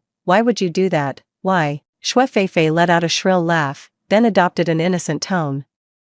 Sister Su, you need proof for such accusations. What nonsense are you spouting? Quan Yechen arrived on the scene at that moment. He frowned, pulling Xue Feifei aside. Sujin, you're making a scene, Xue Feifei said plaintively. I kindly invited Sister Su to our wedding, but she's ready to throw hands again at the drop of a hat. Yi Chen, I told you to forget about her long ago. She's nothing like the quiet, delicate woman you imagined. She blinked her eyes while nestled in Quan Yechen's arms. Gu Zhongli let out an exasperated laugh. Miss Su, the meeting has started. Talking to someone like her is beneath you. With that, he guided my dazed and emotionally turbulent self into the venue. Tears slipped uncontrollably from my eyes. I will get to the bottom of the evidence, but for now, I won't make things easy for you either. I pulled out that old phone from my bag, the one I rarely ever turned on. I sent all the videos, messages, and photos of Xue Feifei insulting me over this period directly to Quan Yechen. 7. It was supposed to be the top trending spot for the self-media conference, but it got knocked off by another piece of news. Big scoop, Quan Yechen slaps bride in anger. The dirty secrets of the elite, from celebration to mourning. The contents of Qiu Qiuan Yechen's phone. Haichung's most ambitious mistress fails to secure her position. I clicked on a video that was going viral in the news. In the video, Xue Feifei held her bouquet, waiting for the groom to say, I do. But then, Quan Yechen's phone rang. with messages popping up one after another. He pulled out his phone, glanced at it, and his brow furrowed. His face darkened with fury. When he looked up again, he struck Xue Feifei across the face with lightning speed. Right in front of the photographers and media, a sharp smack rang out, and Xue Feifei's left cheek immediately flushed red. It all happened so fast that everyone on the scene froze in stunned silence. Fortunately, the host kept their cool and quickly had someone escort Quan Yechen off the stage. The camera cut to the audience, but it still captured Quan Yechen's icy warning. "I told you not to spout nonsense about Su Jin." The news was rapidly gaining traction online. As the instigator, I was preparing to make a quick exit from the venue. As soon as we stepped out of the building, Quan Yechen grabbed my arm. "Su Jin, I'm sorry. I'm truly sorry. I had no idea Xue Feifei sent you so many vile messages. I didn't know she was constantly provoking you. It's all my fault. Please come back. Let's talk this through properly. I was the one who misunderstood you." The thought of how malicious those words were, and how I had silently endured them all, made Quan Yechen's heart ache so fiercely it felt ready to burst. After all, I was a part of his life for over a third of it. "Su Jin, I do love you. I just couldn't resist Feifei's advances in a moment of weakness. I made a mistake that men often make. It felt like I was under a spell. I shouldn't have treated you that way. I was wrong. Su Jin, come back. Let's talk this through properly and put all the unpleasantness behind us." "Okay." He looked at me with deep affection, but I was trying to shake off his grip as if peeling away a stubborn adhesive plaster. But the disparity in strength between a man and a woman was just too great. "There's nothing to discuss. Whatever message she sent doesn't change the fact that I don't love you anymore." Seeing me trapped like a fawn in a snare, Gu Zhongli happened to appear. He crossed his arms and said, "If you don't let go now, I'll call the media over." Quan Yechen shot a glance at Gu Zhongli. "You again? Who the hell do you think you are?" Breaking free from Quan Yechen, I grabbed Gu Zhongli's arm. "He's my current boyfriend." Gu Zhongli seemed to blush slightly. Quan Yechen's gaze turned as cold as ice. I didn't have time to think. Grabbing his hand, I made a run for it before the swarm of reporters could descend on us. Finally shaking off Quan Yechen, I gasped for breath, fanning myself with my hand. "Mr. Gu, I'm so sorry. I've dragged you into my mess and used you as a shield." Gu Zhongli looked down at me with a slight smile. "It's fine. You've seen my channel. I've been through situations 10,000 times messier than yours." "You mean that episode in the primitive tribe, with 8 women fighting over one husband?" We both burst into laughter again. Ever since the divorce, I feel like I've been smiling more and more. 8. After the wedding incident, Quan Yechen returned home due to Xue Feifei's duplicitous behavior, saying one thing to your face and doing another behind your back. Quan Yechen began investigating my recent activities. An assistant sent over surveillance footage from the villa's entrance, which completely broke his composure. "That won't be necessary. Don't breathe a single word of this to Sir." In the footage, I was seen dragging my suitcase alone, leaving with unwavering resolve. She wouldn't even give him an explanation. He summoned the butler to get to the bottom of the matter. The butler said, "Miss Su burned all the mementos of your time together in the courtyard. She forbade me from telling you any of this." He was stunned. I entered my room, and it felt so empty. All of my belongings were gone. Only the bedding remained, untouched and unchanged. He lay on my bed and noticed the faint, yellowish stain on the pillow. "These are clearly tear stains. I wonder how long I cried secretly in the night." He stroked the pillow, and his heart suddenly clenched. He suddenly began to slap his own face and tear at his hair in the room. He punched the dressing mirror by the bed. In the shattered glass, the man's eyes were bloodshot. Oblivious to the blood streaming down the back of his hand, he kept muttering to himself, "I'm a piece of trash, Su Jin. I'm really a piece of trash." Xue Feifei heard Quan Yechen raging in the room and went up to see what was wrong. Hearing her voice only fueled his rage further. Quan Yechen grabbed everything within reach on the nightstand and hurled it all. Xue Feifei grew angry. "Darling, I admit I was wrong, but everything I did was out of love for you. Even if you're furious, for the sake of our child, can you find it in your heart to forgive me?" She brought the child over, her eyes welling up with tears. The little one, frightened, burst into loud, wailing sobs. Quan Yechen began to calm down a little. Looking at my child's adorable cheeks, I remembered all the hardship I endured for the IVF treatments. My heart ached with another pang of pain thinking of that man named Gu beside me. A sudden unease came over him in the middle of the night. He ran to my hotel room door and started pounding on it. "Su Jin, please, open the door. I was wrong, terribly wrong. I shouldn't have hit you because of Xue Feifei. I shouldn't have forgotten my vow to love you for her sake. please, give me another chance. I told him to leave, but he refused. We were at a stalemate for over half an hour. I had no choice but to call the police. It was only after they arrived that he was persuaded to leave to avoid his further pestering. I bought a plane ticket and left the country overnight. 9. While abroad, I blocked all news from Haicheng. I focused on building my career. My personal channel has seen exponential growth in subscribers in just half a year. Many famous tourist spots are eager to collaborate. Just to have me appear in a 30-second video, I can earn a handsome fee for it, of course.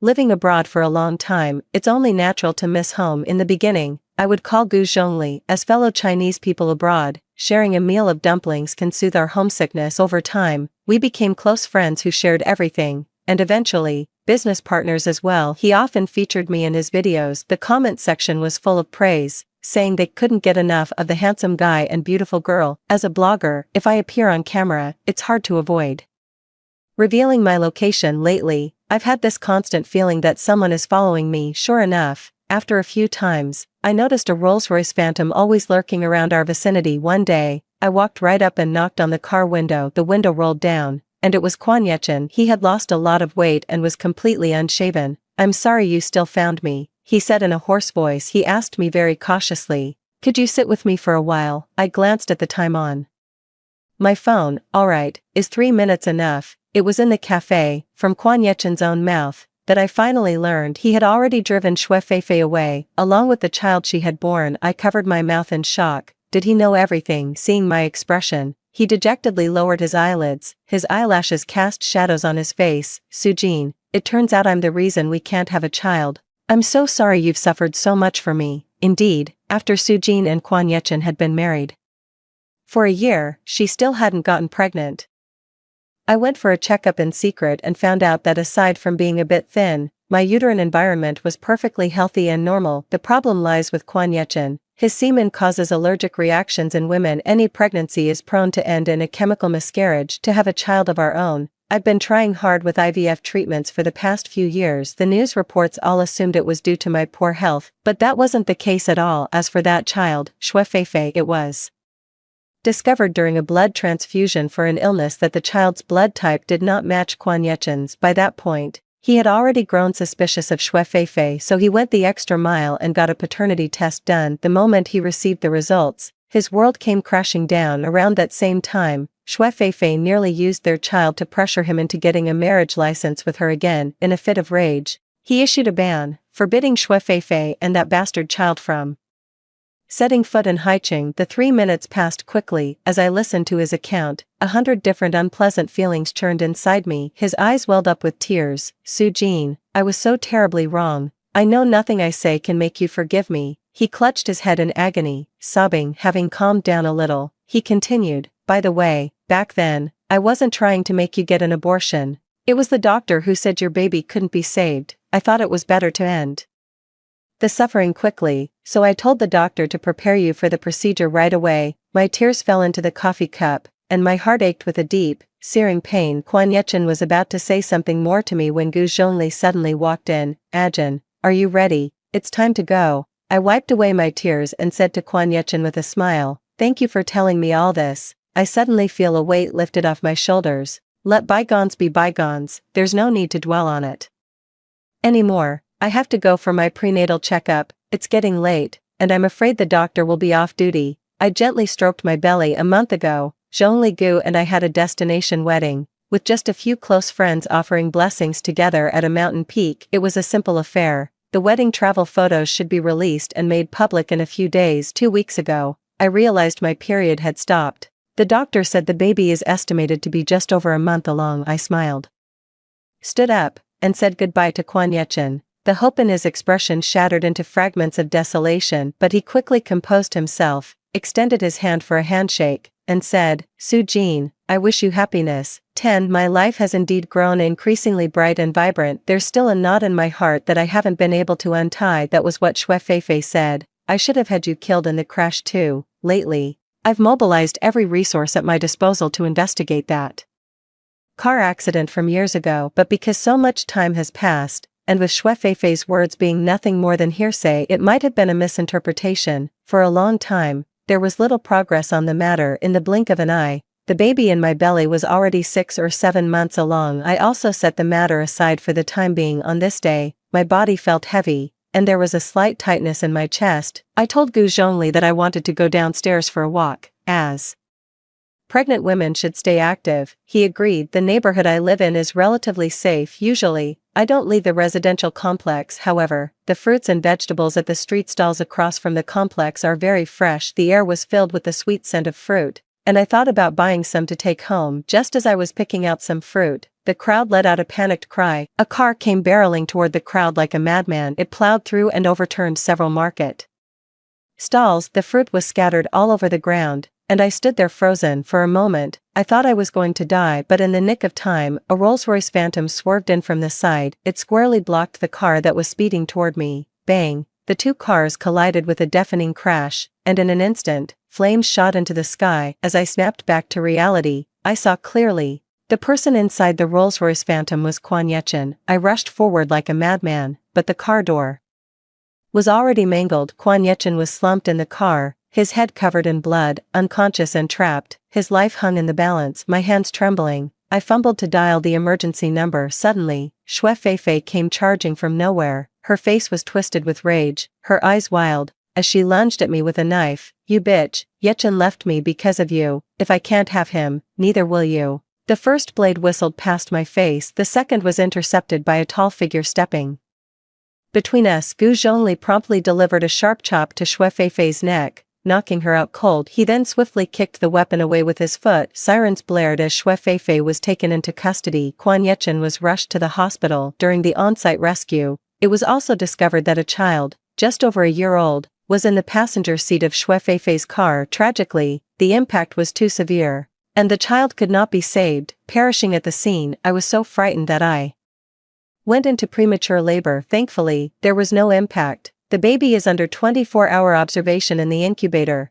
and everything is stable for now. 11. We're in the same hospital. Once I felt a bit better, I went to the inpatient ward to see Quan Yechen. The impact he suffered was so severe that he was left in a vegetative state. He was covered in tubes, sustained by a feeding tube. After Xue Feifei's arrest, one thing led to another. The interrogation confirmed that the car accident that killed my biological parents 4 years ago, it was entirely her doing. Her motive was an unwillingness to return to life in the countryside, and she redirected all that resentment onto my parents and me. She seized an opportunity to secretly block the exhaust pipe of my parents' car. It caused a highway accident. She got pregnant unexpectedly while still messing around in society. She saw in the news that I had married Quan Yechen and was living the life of a wealthy socialite, became green with envy, and used every means to get close to Quan Yechen. Quan Yechen fell under her spell, driven nearly to madness. The child was, of course, conveniently claimed to be his, and so, step by step, she destroyed my marriage. She ruined herself in the process and brought misery upon Quan Yechen. She was sentenced to death. I asked the police why Quan Yechen was at the scene on the day of the incident. The police told me that a large number of conversations were found on Quan Yechen's communication devices, in which Xue Feifei was verbally abusing and threatening him.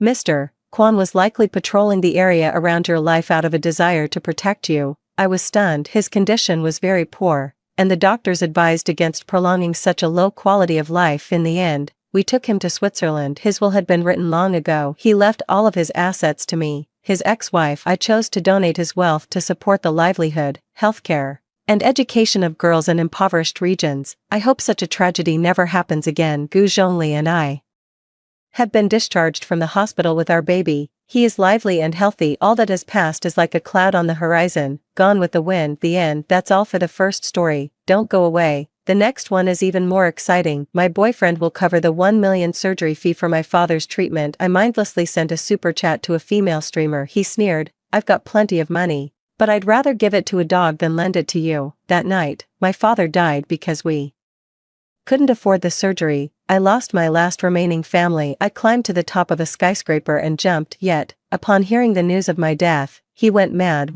In the year my boyfriend Pei Su was at his poorest, I abandoned him and threw myself into the arms of the financial tycoon Jiang Qi, becoming his kept woman for 3 years later. After Pei Su became a rising star in the business world and returned to the country, he rescued me from a humiliating situation at a banquet. With a cold expression, he said to everyone, "Lin Wan is the person I love most, Anyone who dares to touch her will answer to me. Jiangqi gave a cynical smile. That's right. I got bored and found myself a trash can again. I lowered my gaze, quietly listening to his insults. I even thought of pushing Pei Su away, but he took my hand and led me off instead. Once outside, I got into Pei Su's Maybach. The cold wind snapped me back to my senses. He said, "Is this the kind of life you've been living since you left me 3 years ago?" I remained silent. He gave a bitter smile, stopped the car, and with red-rimmed eyes, pinned me against the passenger seat. "Do you regret it, Lin Wan? Say you regret it, and we'll get back together." My voice was hoarse as I started to refuse. He leaned in closer. "I know your answer." The next day, he took me home. I thought Pei Su truly loved me, but later,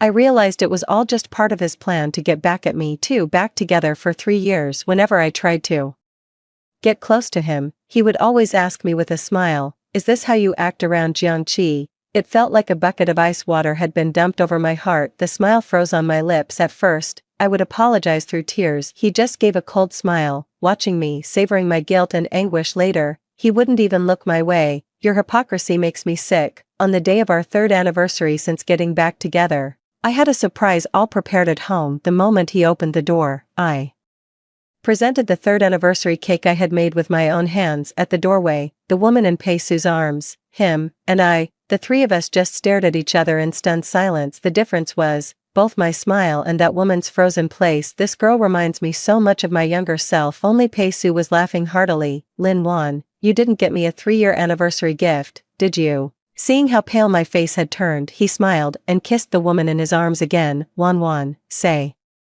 hello to your sister-in-law." The girl's face darkened with displeasure. She called him a jerk, pushed him away, and left. Pei Su chased after her. I sat at the dining table at home and waited for him all evening. He didn't come back until the 3rd day. I asked him cautiously, "Have you eaten? You must be hungry. Let me make you something," pretending as if nothing had happened the day before. Pei Su smiled and tossed his suit jacket onto the sofa. He casually lit a cigarette. I frowned. I've never liked it when he smokes. He never used to, but there was nothing I could do about it. He won't listen to me. Perhaps his new flame, Wan, can talk some sense into him. At that thought, a sharp pang shot through my heart. Pei Su walked to the dining table and picked up the cake I had made with my own hands, now melted. His eyes were deep and inscrutable, revealing neither joy nor anger. "Eat this, and I'll forgive you." As if seeing a ray of hope, I immediately picked up my fork and knife, but the next moment, my face was smothered with cake. My nose, eyes, and mouth were all filled with sickeningly sweet cream. Pei Su pressed the cake hard against my face. Just as I was about to choke to death on the cake, he let go. He said coldly, "Lin Wan, you really can endure a lot. You're more loyal than a dog when it comes to money." Actually, he was wrong. The reason I can endure it is because I still love him. But after 3 years, my love seems to be almost exhausted. 3. I sent Pei Su a breakup message. Then I quietly moved out of that villa. I didn't take anything with me except for a few of my own clothes. Maybe Dad was right. He tried to talk to me after I got married. Wan, it was my fault back then. If it weren't for me, you wouldn't have had to break up with him. Is he good to you? You left him for money back then. How could he not resent you? Wan, you need to think this through carefully. A surge of pure joy washed away all my reason. I tried to comfort him, saying that Pei Su worked so hard to earn money all for my sake. In truth, I was only half right. He worked so hard to succeed and make money, and it was all for me, but not out of love. It was out of hatred. He didn't marry me to make me happy, but to cause me pain and humiliation. Yet even after realizing all this, I still deceived myself, thinking that if I was just a little kinder, a little better, he might be moved and love me again. But I was wrong. Now I finally see the light. I made it back home, but before 10 days had passed, my father suddenly collapsed, crying. I rushed him to the hospital.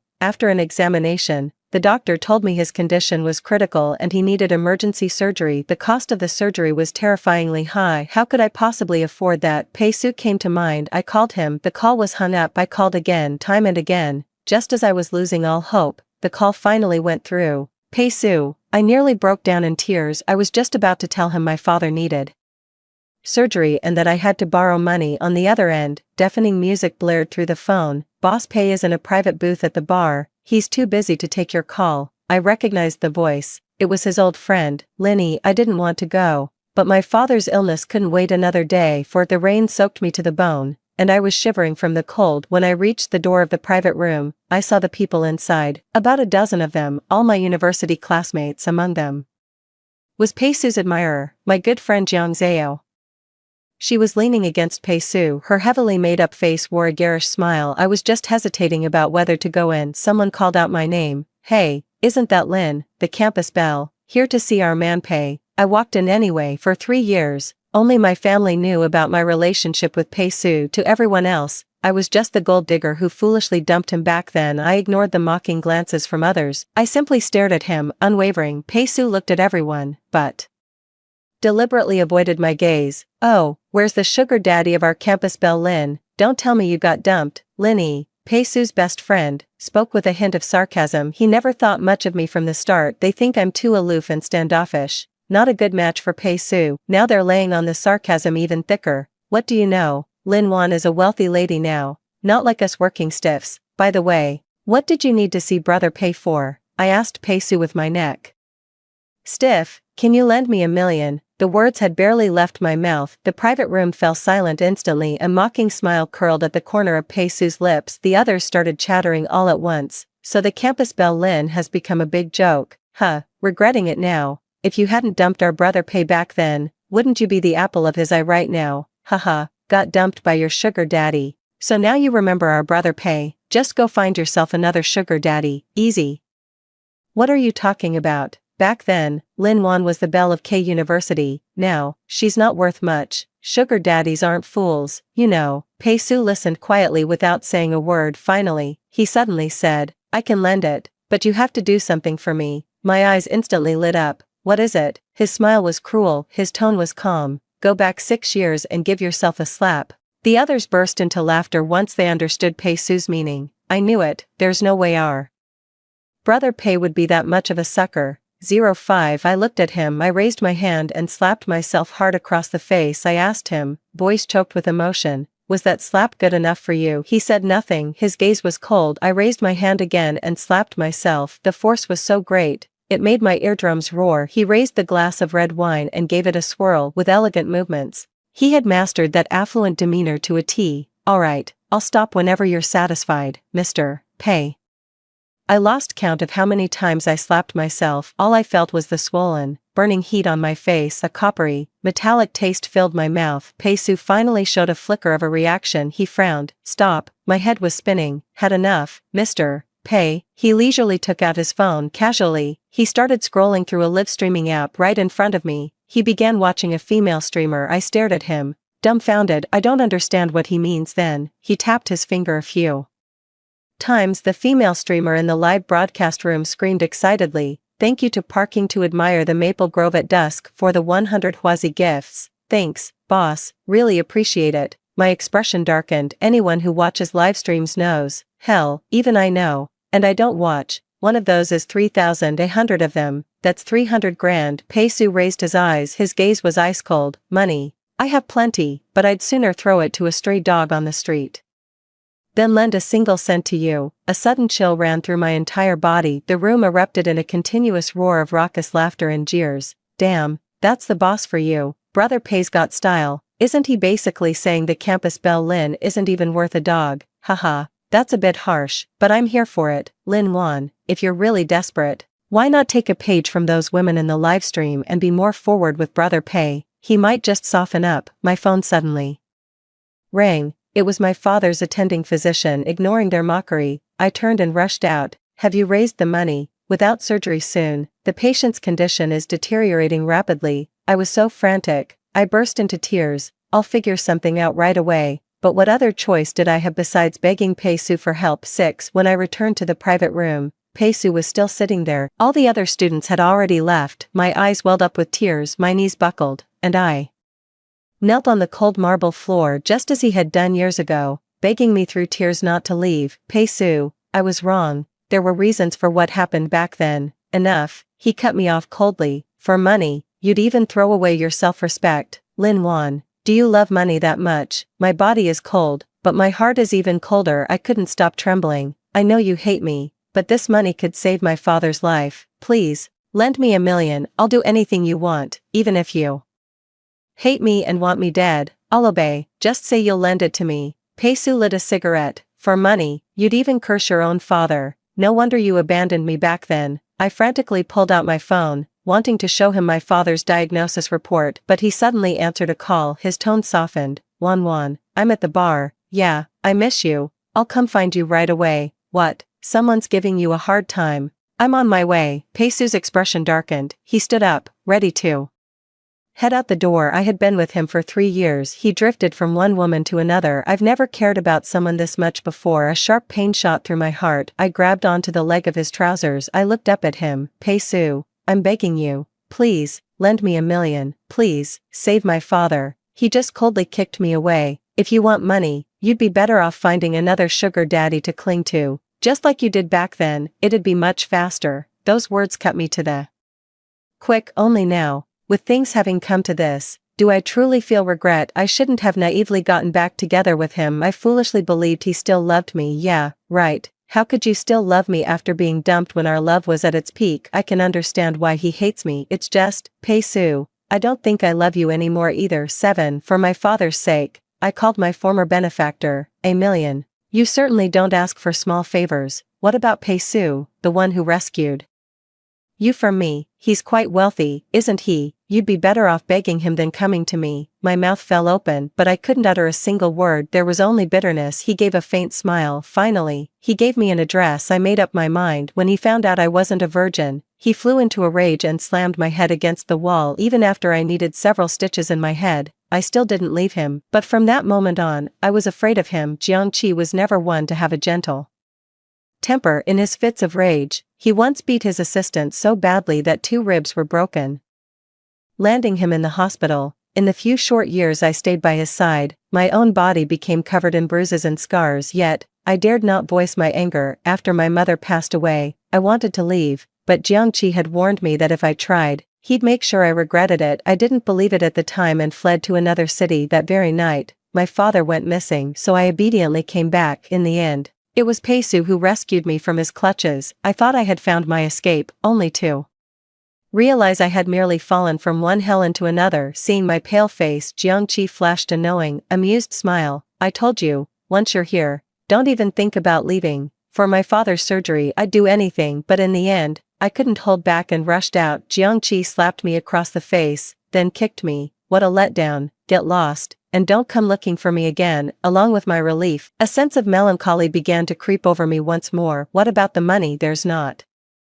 $1 million. What should I do? My heart filled with anxiety. I wandered the night streets like a ghost. I didn't see the car that came speeding around the corner. When I was hit, I felt pain everywhere. My lower abdomen hurt the most. My mind went completely blank. Everything went black before my eyes. I don't know how much time had passed. I heard screams erupting around me, one after another, followed by the driver's shouts as he got out. Why is there blood? Are you okay? I stared at the blood gushing out from beneath me along with the cramping pain in my lower abdomen. A terrifying thought shot through my mind. Pregnant? Is that my child with Pei-su? In a flash, I suddenly remembered not long ago, when Pei-su came home drunk. That was the only time Pei-su ever got close to me. The next day, I woke up, but Pei-su was nowhere to be found in the room. I thought it was all just a dream. I never imagined it was actually real, and because of my own carelessness, I lost my unborn child. I want to cry, but the tears just won't come. The blood kept spreading, staining the cold asphalt with a glaring crimson. Bystanders began to gather around. Someone call an ambulance. That was the last thing I heard before I blacked out. 8. I woke up. The doctor told me with an apologetic look, the baby is gone, and because I had already miscarried once before, I can never get pregnant again. Tears fell silently. Suddenly, an image flashed in my mind, the boy holding me, his face flushed with shyness. If we ever have a child, let's name them Pei-iwan. Once I understood what he meant, I let out a silly giggle and buried myself in his embrace. Love late. It's just a shame that he and I can never have children. The day after our wedding, I waited for him to come home, my face flushed with anticipation, but when he saw me, he sneered. Lin Wan, you have no shame. Is this how you seduce other men? It was only that one night. My connection with Pei-su was severed, completely, and finally picking up my phone, I finally saw the flood of missed calls. Only then did I think of my father. I called the attending physician back, about to ask how my father was doing and to say I was still trying my best to raise the money. I didn't even have time to grieve for the child who had already passed away. He said with a hint of disappointment, "Where were you yesterday? we couldn't reach you on the phone, late last night. Your father's condition suddenly worsened, we performed emergency treatment, but it was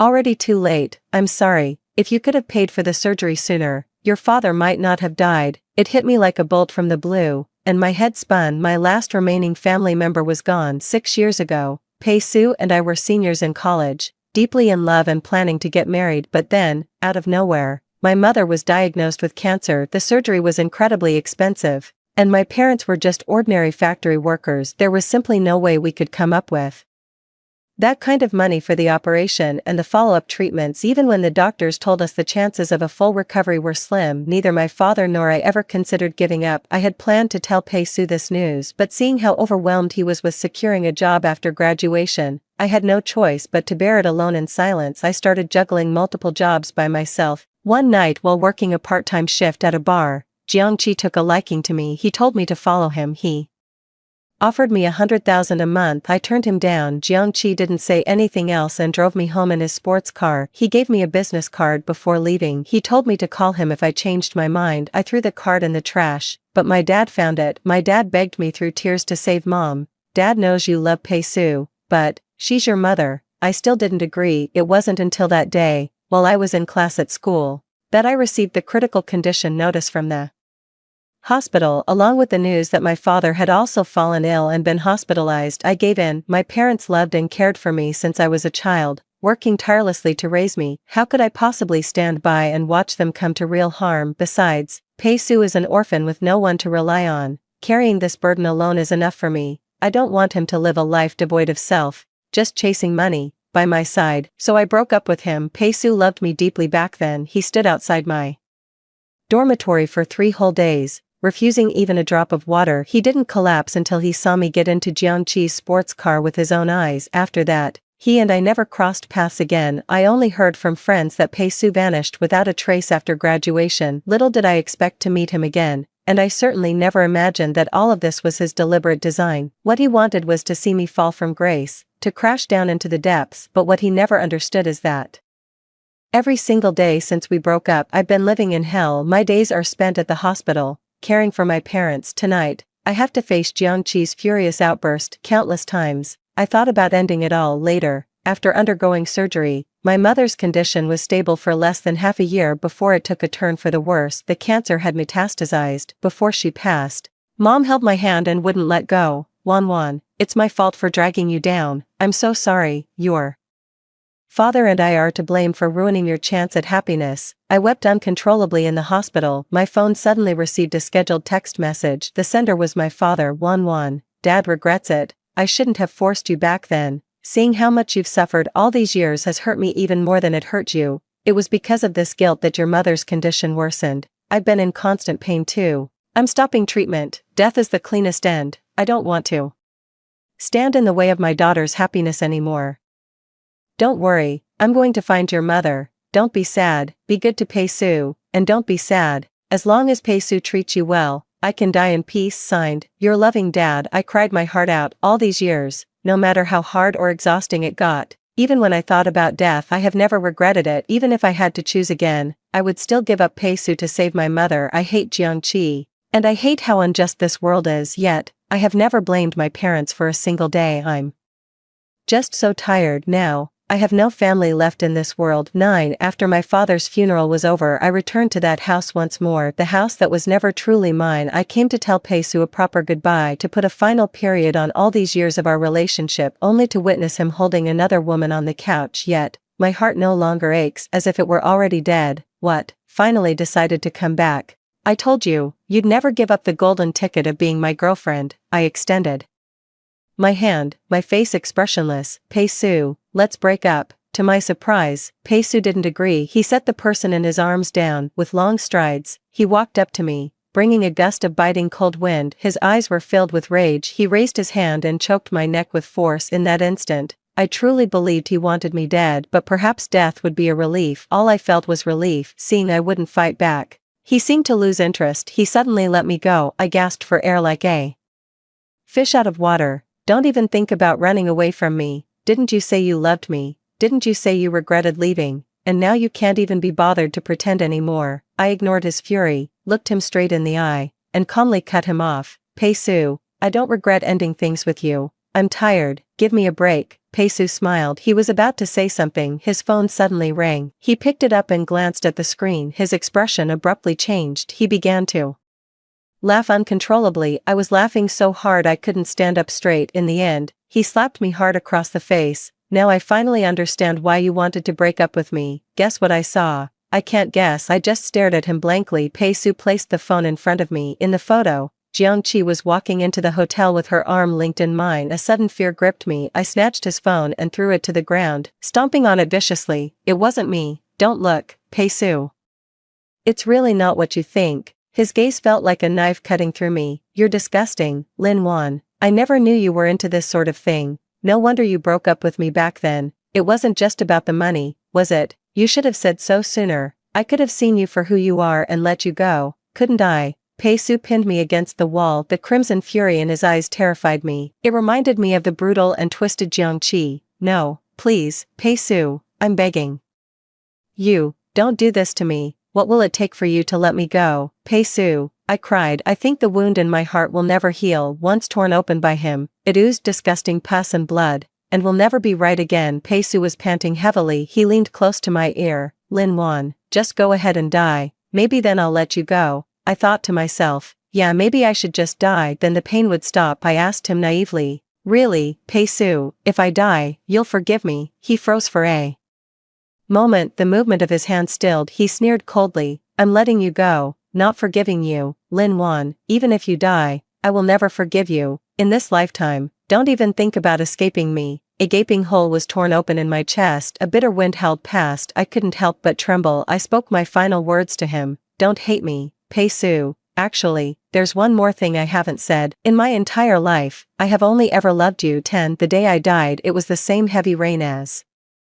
the day I broke up with Pei-su, but maybe it's for the best. Perhaps these 6 years can now be dismissed as just a dream. I climbed to the top of the highest tower. That was a place Pei-su used to take me to often when he was in university. It was right there that he confessed his feelings to me that year. We didn't have the painful history between us that we do now. We only had eyes for each other under the shimmering starlight. We made the most sincere promises to each other. He said he would give me a home right after graduation. He said I am his home wherever I am. That's where home is. He also said I was his only family left, and that I must never abandon him, no matter what. My phone suddenly rang. I picked it up and saw it was a friend request from a stranger. Who could it be? Looking at the profile picture, it bears a slight resemblance to my younger self, as if possessed. I clicked agree. A few pictures came through. I looked at the man and woman in the picture. My breath caught in my throat. Sis, thank you for letting Pei-su go for me. Pei-su really does love me. My gaze fell on the photo she had just sent. A massive diamond ring adorned the slender, snow-white ring finger of the woman,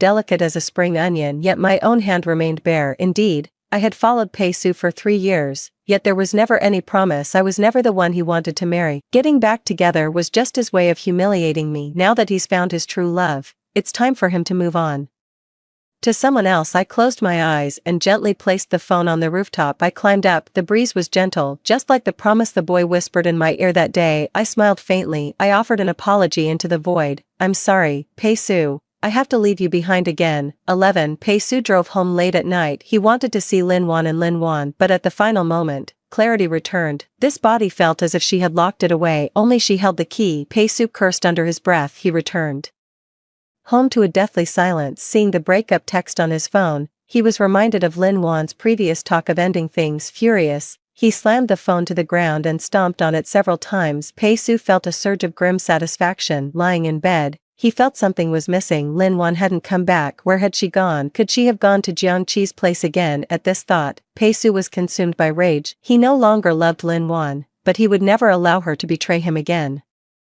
With this in mind, he drove furiously to the Jiang residence. When he saw Jiangqi again, Pei-su could barely restrain the urge to kill him. When he saw the anonymous photo sent to his phone, his immediate thought was to kill him. But he hated Lin Wan even more. He genuinely wanted to strangle her right then and then follow her in death. But when he saw that look of fearless resolve on her face, a sudden fear gripped him. How could Lin Wan die? He was going to torment her, over and over again. Jiangqi saw him, frowned, and said nothing.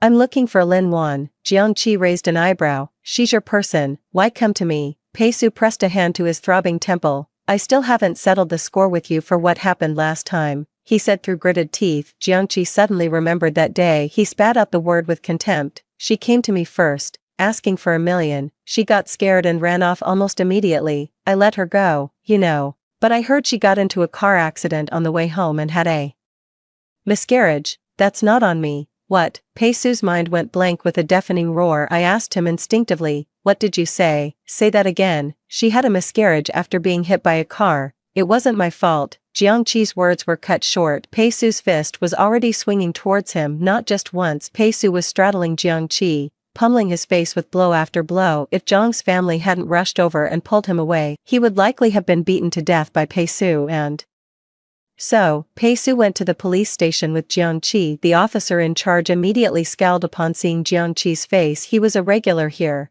no stranger to brawls and fights, but as the young master of the Jiang family, he had money. Even if someone ended up maimed or seriously injured, he could always settle it with cash. The strange thing is, it was actually the young master of the Jiang family who got beaten today. If the police at the station hadn't held them back, the two would have almost started fighting again. Pei Su said with a cold face. He deserved it. He thought for a moment, but in the end, nothing came out. What's his position on this? Lin Wan only went to him for the $1 million. She had begged him for that $1 million too, to beg for the loan. She even endured prolonged humiliation from the crowd, slapped her own face, and knelt before him pleading. But didn't I also refuse to lend the money? If I had lent it, Lin Wan wouldn't have gone to find him, and she wouldn't have been hit by a car and miscarried because she was so distracted. Suddenly, his heart skipped a beat. Could it really be that her father was in trouble and needed money? In their 3 years together, Lin Wan had never once mentioned her parents, and he certainly never brought it up himself. He remembered that Lin Wan's father and mother had a very good relationship.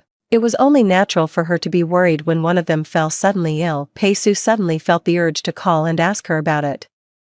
But there was nothing to be done. Being at the police station 12, suddenly, the officer in front of me received a phone call. His expression changed. He called a few other people over. He instructed one of the young officers to handle the case, then he took the others away. Oh, what a pity, such a young girl, and she had to go and jump to her death. What a tragedy. She was gone before the ambulance even arrived. There was no saving her. She jumped from such a height. That's the tallest tower in K City. A sudden pang of pain shot through Pei Su's chest. He instinctively grabbed the police officer's arm and asked anxiously, what was that girl's name? The police officer gave him a suspicious look. The deceased reportedly had no identification on them. We'll have to run a comparison later. Pei Su breathed a sigh of relief. He tried to reassure himself. How is that possible? He immediately called his assistant. Investigate Lin Wan's whereabouts immediately and find her for me. Also, check for me whether Lin Wan's father is in the hospital. After finishing his statement at the police station, Pei Su was released not long after. Before leaving, Jiangqi shouted menacingly, you just wait, I'm not done with you. Pei Su replied coldly, likewise. That night, he never managed to fall into a peaceful sleep. He didn't even answer the several calls from Lin Wan. He was plagued by a series of nightmares. In one, Lin Wan coldly declared she was breaking up with him, remaining unmoved no matter how desperately he pleaded. For a moment, Lin Wan stood before him, her face deathly pale and her body covered in blood. He jolted awake, gasping for air. He checked his phone. It was still the early hours of the morning. He immediately called his assistant again. The assistant sounded a bit aggrieved after being woken up. He simply didn't have time to deal with it. The assistant informed him that Lin Wan's whereabouts were difficult to trace and it wouldn't be quick. However, Lin Wan's mother had passed away 6 years ago, and her father had just died a few days prior. Pei Su was not only astonished but also broke out in a cold sweat. So, was it true after all, that incident a few days ago, when Lin Wan knelt before him begging to borrow $1 million, her father really was ill? It was to save him that she had gone to Jiangqi. Pei Su felt the whole world spinning. He frantically called Lin Wan. Please, pick up. If only Lin Wan would just talk to him now. He was willing to spend a lifetime making it up to her. He no longer cared about any of the past, no matter the reasons behind her actions, as long as she. But the phone just kept ringing, unanswered. Finally, at last, the call was picked up. A surge of joy washed over him. He was just about to confess his feelings to Lin Wan, but then, he heard a somewhat familiar man's voice. What was your relationship to the deceased? 13. Pei Su hung up the phone. He flung the phone far away. His mind was filled with the words just spoken. What was your relationship to the deceased? He couldn't believe it. How is that even possible? Just the other day, This person was full of life right in front of me, and now they're suddenly gone. Lin Wan, how could she be gone? Pei Su suddenly recalled Lin Wan's words echoing in his ears. Really, Pei Su, if I die, will you finally forgive me? When he saw the photo of Lin Wan entering the hotel with someone else, his heart felt utterly shattered. That's why he said those hurtful things. He completely failed to notice the vacant, distant look in Lin Wan's eyes. Dead, how could that be? Pei Su still couldn't bring himself to go to the police station to claim Lin Wan's body. He shut himself away. Lin Wan found his house. Pei Su thought it was Lin Wan finally returning. He flung the door open in excitement, but when he saw the visitor clearly, he realized it wasn't her. Get out, don't come back. Wan Wan will be upset if she sees you, Lin Wan said with a smile. But I am Wan Wan. You're not Wan Wan. You're not her. Pei Su retreated into his room, but the police weren't letting him off the hook. They issued an ultimatum. As the boyfriend, he had to deal with the body. Left with no choice, Pei Su had his assistant claim the deceased Lin Wan and have the body cremated. From the very beginning, he refused to believe that Lin Wan was dead. Seeing him in this state, his assistant could only shake his head. Mr. Pei, I know you don't want to hear this, but I must tell you, according to my investigation, Lin Wan's mother was diagnosed with terminal cancer 6 years ago. Miss Lin took on multiple jobs to earn money, and I believe her decision to leave you is connected to this. Unfortunately, Miss Lin's mother's condition worsened after the surgery, and she passed away. Pei Su yelled at him to get out. He was laughing and crying at the same time. He was acting like a madman. The assistant, somewhat helpless, continued trying to reason with him. Mr. Pei, the company's affairs are still waiting for you to handle. You were unwilling to treat Miss Lin well when she was alive. You wouldn't even lend her money for her father's medical treatment. Now that she's gone, what's the point of all this? The living still have to go on living, don't they? Pei Su suddenly raised his head. The dark circles under his eyes startled his assistant. He feels that the current Mr. Pei is no longer the decisive, cool-headed, and rational man he once was in the business world. What do you know? Wan Wan can't be dead. How could she ever leave me? She wouldn't. After his attempts at persuasion proved futile, the assistant sighed and left. After a moment of silence, he set down a phone and departed. It was a long while before Pei Su walked over and picked up the phone. When it powered on, the familiar photo made his eyes well up. It was 6 years ago, when Pei Su and Lin Wan were deeply in love. They smiled warmly for the camera. Pei Su opened the photo album. To his surprise, all the photos they had taken when they were in love were still there. The one where Lin Wan, blushing, leaned in for a photo on her birthday. The one under the stars, where Pei Su made a solemn promise to her, their noses almost touching, and the one where Lin Wan woke up in his arms, and he secretly captured her adorable, sleepy-eyed expression. So very many memories came flooding back, and Pei Su violently coughed up a mouthful of blood. It stained the phone red. With a faint smile, Pei Su wiped the phone screen clean with his deathly pale fingertips. With trembling hands, he opened her memo. Lin Wan had a habit of keeping a diary, but she never let him read it. Lin Wan once said, "On the day we get married, I'll let you read all of my diaries." Later, he ended up with her, just as he had hoped, but not to treat her well. It was revenge. Pei Su watched all night long. He watched until despair set in. So, she had suffered this much all along. And what had I done? What else had he done? Besides bullying and humiliating her after gaining power, he hadn't even tried to find out why Lin Wan left in the first place. He feared she was truly after his money, yet he also feared she wasn't. Torn and conflicted, he chose to blind himself to the truth. He ignored the profound love for him, hidden in every detail, that Lin Wan so clearly felt. Pei Su, don't hate me. These were Lin Wan's final words to him, yet he saw the last sentence Lin Wan had written in her memo. Pei Su, the truth is, I've only ever loved you, but now, I don't love you anymore. Let's never see each other again. Alive or dead, let each other go. Those words sent a chill through his entire body, as if plunged into an icy cellar. It felt as if his chest had been sliced open with a knife, his heart ripped out while he was still alive. Pei Su suddenly realized that the pain described as heart-wrenching was all too real. He felt he might die from the agony, yet he wasn't afraid. This way, he could go find her. He wanted to go and apologize to Wan Wan. He had so much he wanted to say to her. The longing hidden beneath the resentment, it washed over him, overwhelming and all-consuming. It was suffocating him. Now, All he wanted was to make up for all those lost years if only he had the chance. In a daze, he saw the young Lin Wan and himself. He smiled and extended his hand, but no matter how hard he tried, they drifted further and further apart. The assistant called Pei Su the next day. No one answered. He arrived at the villa entrance once more, after knocking for a long time with no answer, and fearing he might do something drastic, the assistant forced the door open. Pei Su was found dead inside the villa. He was still holding Lin Wan's phone when he died. The medical examiner concluded that Pei Su died of a broken heart. So it's true, someone can actually die from the shock of a broken heart. The assistant fell silent. In the end, the assistant wanted to bury Pei Su and